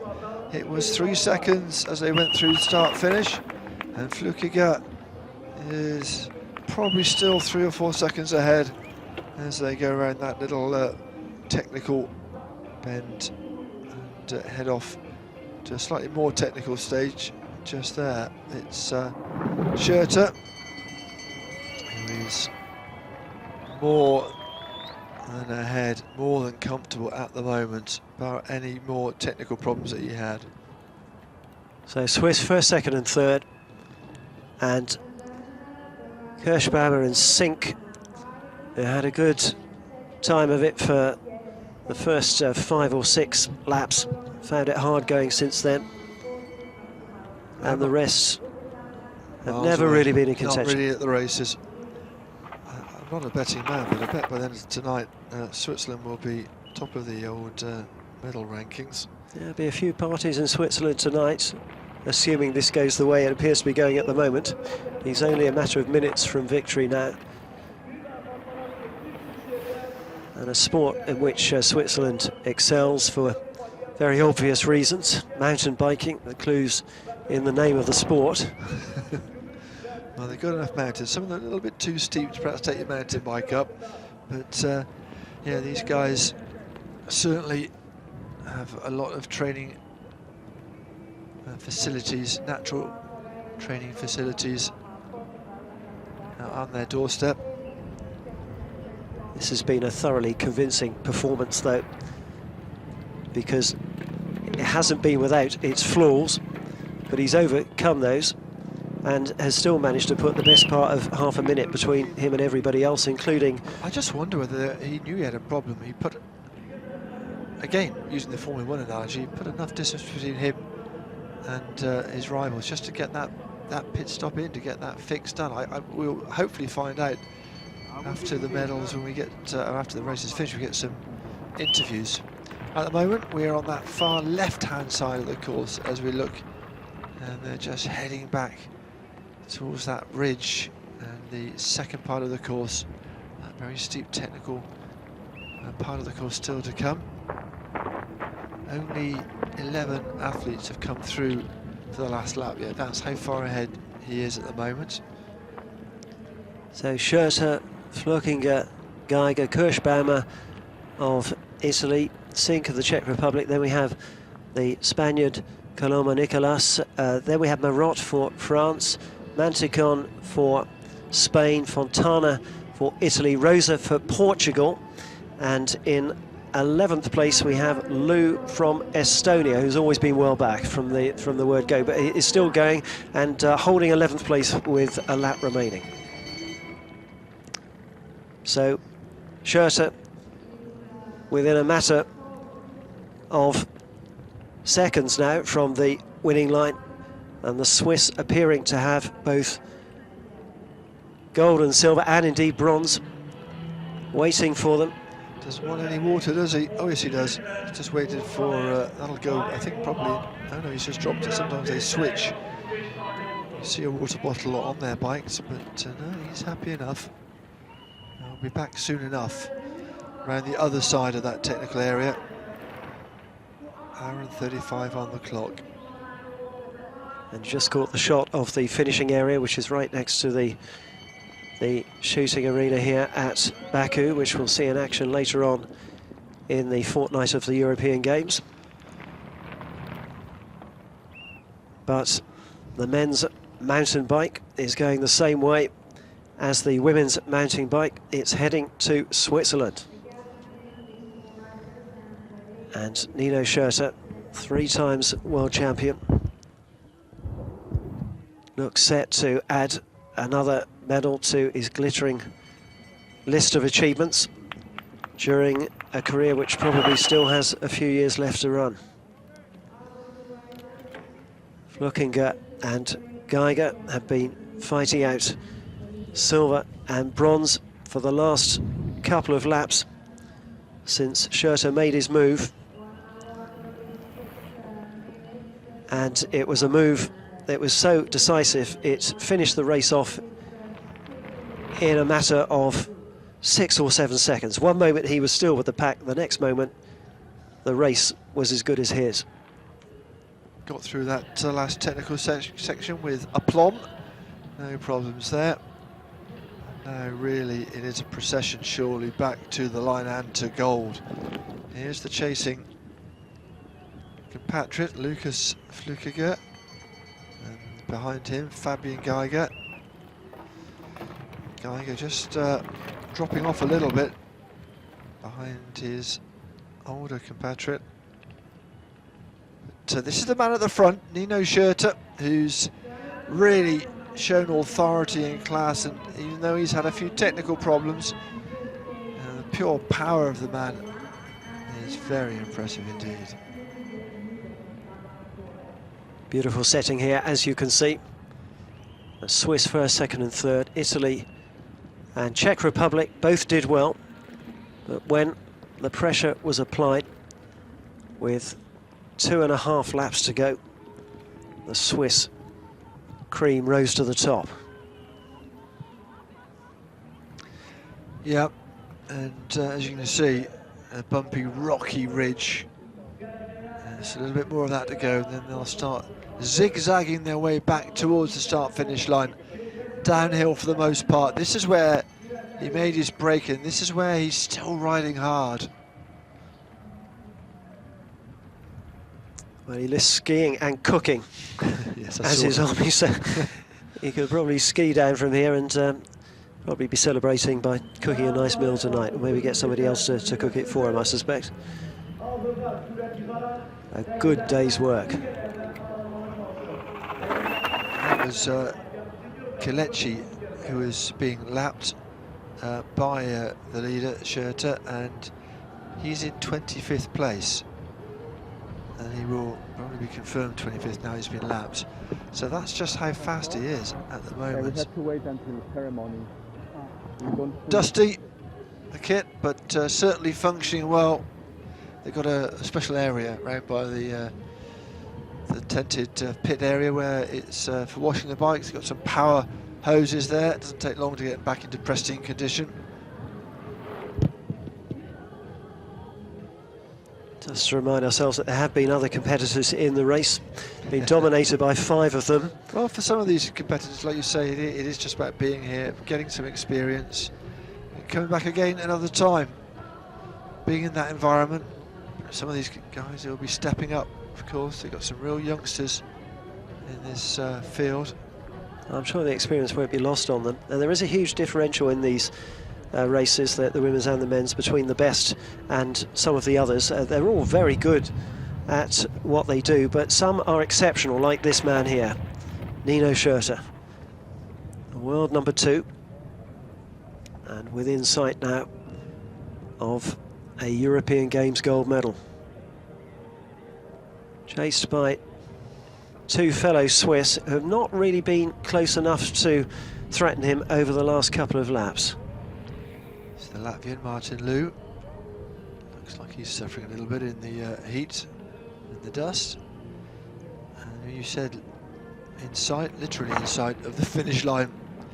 Just a little way to go, but it's surely in the bag now for Nino Schurter. Once more over that left hand, over the rocks he goes. You can hear the public address at the start-finish line calling his name. Back round the technical area again. You can see the others up on that ridge a long way behind. The jump, the technical area, he won't be bothering with anything from there. Just a high five to his team. Down he comes. He can feel the gold medal almost around his shoulders already. The flags of all these different nations fluttering around this start-finish line, but that won't be of any concern to him. Like Yolanda Neff in the women's race, it'll be the flag on his chest that will be giving him all the pride. Down he goes, last little jump into the start-finish area, a chance just to ease off the brakes. A celebratory salute from Nino Schurter, who takes gold in the men's mountain bike cross country here at the European Games. How far behind will his compatriots be? They are still on the track, but not far behind. The last couple of corners, it looks like it's going to be Flukiger who comes down, and then Fabian Geiger continues the Swiss success. It's a clean sweep of medals for the Swiss here, and the Swiss flag waved by Geiger, just half a minute behind Schurter. So it is Switzerland first, second and third, gold, silver and bronze. Well, that was always a possibility. They had the 3 top rated cyclists in the race on UCI rankings, but they've done the job. It was no formality. Schurter ranked 2 in the world, Flukiger 8th, and Geiger 4th, and the only 3 riders in the race who were in the top 8, and they've finished not quite in the order that the rankings might suggest, but all 3 are in the medals, which is what they would have been looking for. Yes, and a healthy bonus for the team manager, no doubt. They'll be celebrating, I'm sure, long and hard into the evening. Some of the first athletes of this European Games to be finished. They didn't get to see the opening ceremony. They had to stay and get an early night, get themselves ready. You can see the Spanish athletes still hard at work on the track. Coloma and Gutierrez. Kirschbaum of Italy. Yep, the Had Italians a good day. taking fourth. And when we last saw Sink of the Czech Republic was fifth. It would be nice to see him get fifth place because he had an excellent time of it until the pressure told on the last couple of laps. Yeah, Schleckner of Italy started off well in the women's race and ended up in fourth place, and Kirschbaum, well, virtually a carbon copy, fourth place for him as well after a very promising first few laps. Oh, I'll say finish, time for a few victory photographs from Schurter, Flukiger and Geiger. I'm sure the Swiss press will be full of all this, if not the front pages, certainly the back pages. Sink. There's Sink going through as well in fifth place. Oh, an excellent race. The organisers to be congratulated because it's been a good event, this one. A nice start to the European Games. And that's confirmation of how they finished. Schurter from Flukiger, from Geiger, Switzerland 1, 2 and 3. And look how far behind Kirschbaum was for Italy, Sink in fifth as well. They still will flood in, but the important stuff has already been decided. The medals going to Switzerland. Spanish never really got into contention. You saw a brief picture of them continue on the course. They have crossed the finishing line now, so has Marot of France, but it was hard work for all three Spanish riders almost from the start. They had the chance to take advantage of a good position early on, but by the time they'd done the first mini circuit, it was all over for them. They found the leaders just going too fast and never got into the race. Yes. But at least they did keep going to finish behind the first five who dominated the race.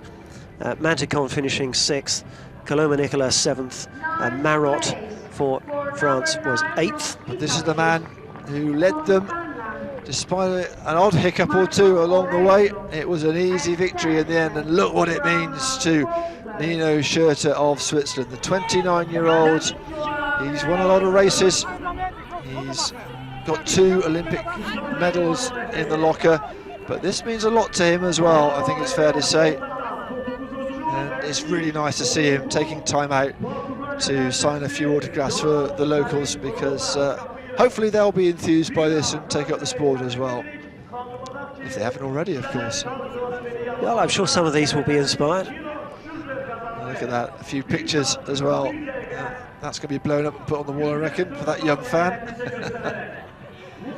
And a satisfactory result to both events, the women's and the men's, because the outstanding women's number one won by what appeared to be half the track in her event. And in the men's event, the world number 2, in the absence of the world number 1, has won comfortably. Martin Liu might be the next one across. Yep, there he is. And that's Rosa was ahead of him, the man who led for a while, but had a problem. I think something happened. I think the chain probably came off, is probably what happened from what we could see. It was an early disaster for him, wasn't it? Because he tried to take control very early on. Of course, at that point there were still 7 or 8 laps to go, so you can't say how long he would have lasted there, but it wasn't really what he had in mind when he tried to get a grip of the race from the front. Well, as you can see, we are gently inching the first 3 towards the cameras, and hopefully soon we'll be able to hear from these guys. Of course, they are very much in demand. This is Zsolt Juhász of Hungary, and all on his own around this course, the 24-year-old. And certainly isn't going to be anywhere near, I think probably about 18th or 19th for him. Special Swiss Baku 2015 shirts have been lucky shirts for the Swiss. Marek Konwa of Poland next to come through. Poles quite a strong nation in terms of this, but certainly not been their day today.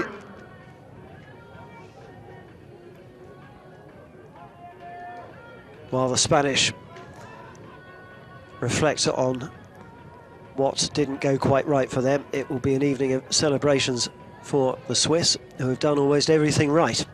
What a day for them. Absolutely. More athletes coming through. This is probably, let's have a look, Wenglin, Saru and Ragel. Oh, and every place counts. A race for the line there. Quite sure who got their wheel ahead. It will matter to them, even though they're not anywhere near the medals in terms of places or in time.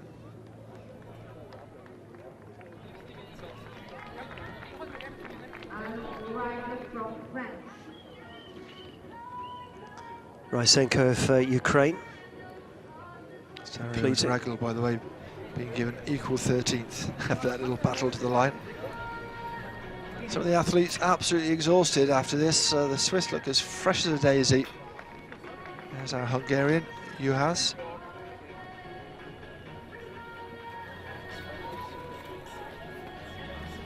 Fabian Geiger, still smiling. And of course this is an outstanding event in its own right, but it does have implications for Rio next year.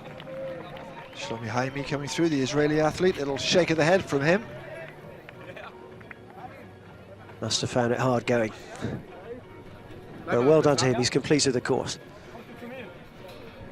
Well, we're hoping to get a chat with him. We'll have to wait and see whether that's possible. Everyone wanting a piece of the action, of course. But technically he was brilliant. This is, of course, the big downhill bit of the course, but it's not just that will win you the gold medal at the European Games.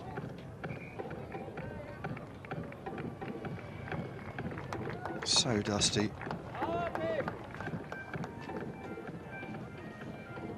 You'll see many different types of conditions. Got to adapt to them all. And they'll be retiring soon. You can see the tented village in the top right-hand corner. That's where they will go. A little pit area. Still coming round. This is Sven Nys of Belgium, 38 years of age now. Still going around that track, not far to go for him.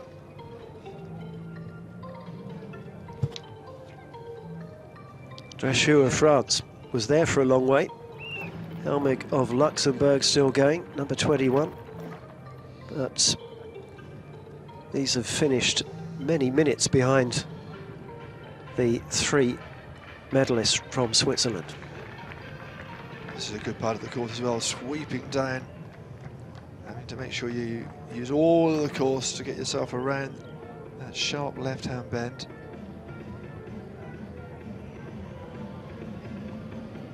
And so we wait to see if there's anybody else out on the course. One by one, they've either been lapped, dropped out of the race, or they have indeed crossed the winning line. We've got 20 finishers now. I think we've about 3 more to come. Yep.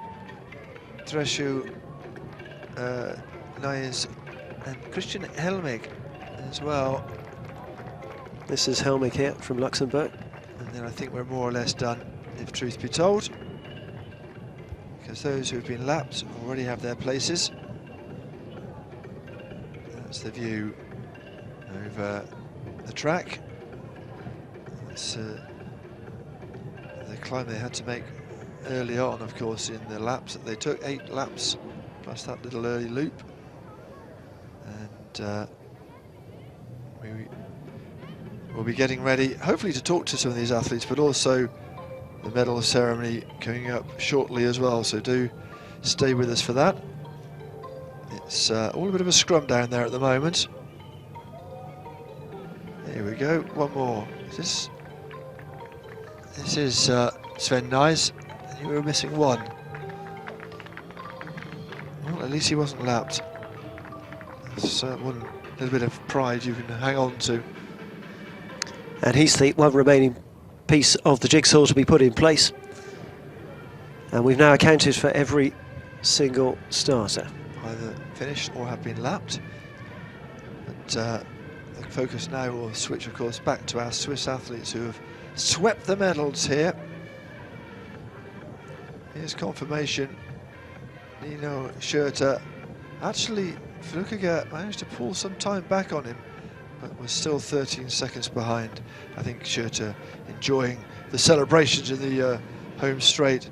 Fabian Geiger 33 seconds behind Schurter, and then a big gap to Kirschamber and Sink, and the Spanish contingent 6th and 7th, but look at that, 7th place is 3 minutes and 4 seconds behind. And then, well, all the way down to 23rd, unlapped, but look at the difference in time between the top and 16th. Sergei Rosenko of Ukraine, 7 minutes and 33 seconds behind. We just saw Sven Nys go through, 11.5 minutes almost behind the leader, but over, what was it, an hour and 40 or so. That's not a disgrace, if truth be told. Some of these guys 3 laps down, but a couple did not finishes. Jose Antonio Gemeda Ramos.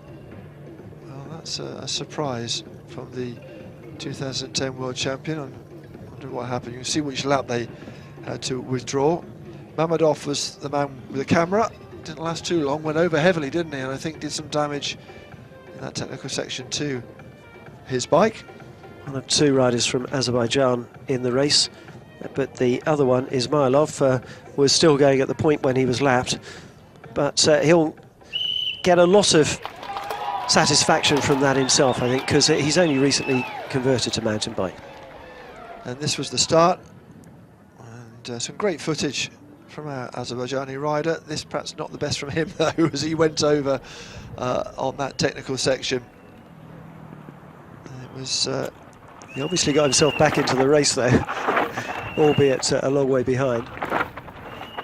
It was quite tight at times, and this was the moment we couldn't see what everyone else trying to have a little look, see what was going on. I think probably something to do with the bike being fixed. He was standing around, and then this moment again just shows how tricky it can be. Overtaken by another one of the leading pack, by Andre Sink.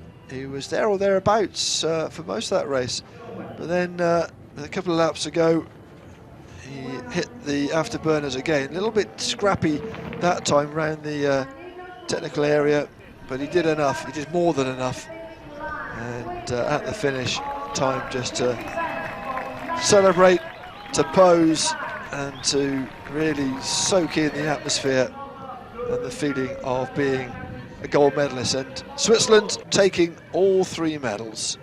Confirmation, if you haven't already seen, Schurter with the gold, Flukiger with the silver, and Geiger with the bronze medal.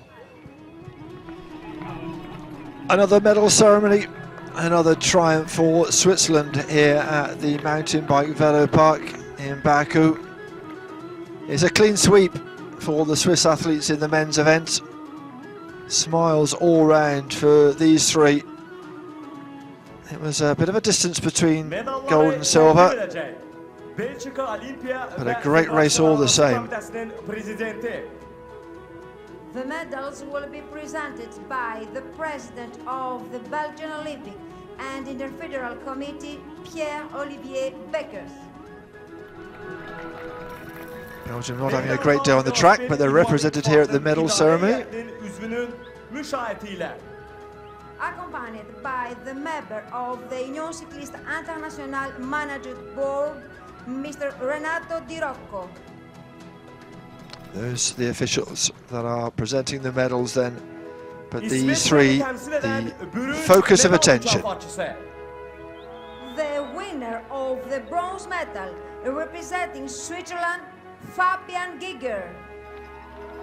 Well, world rank number 4, the 27-year-old, second in the European Championships last year, and has a bronze here at the European Games. Very solid performance today. He knew he had either bronze or silver with 2 circuits left, and eventually secured the bronze.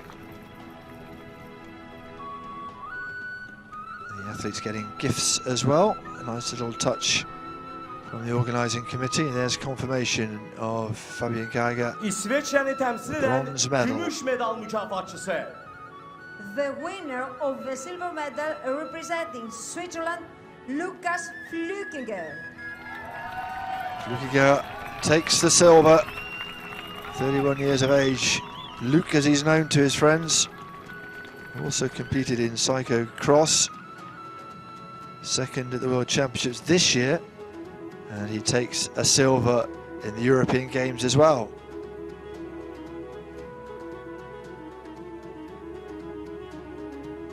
And every reason to be pleased with that. He's finishing silver ahead of his compatriot. Ve nihayet kızıl medalın sahibi ve Avrupa oyunlarının şampiyonu İsveçre temsilcisi.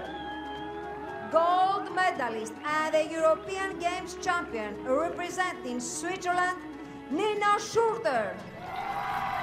2 Olympic medals. Now he has a gold in the European Games to go in that medals cabinet. 3 times world champion, 13 times World Cup winner. A man with a great pedigree in this sport, and he takes the top step of the podium for Switzerland.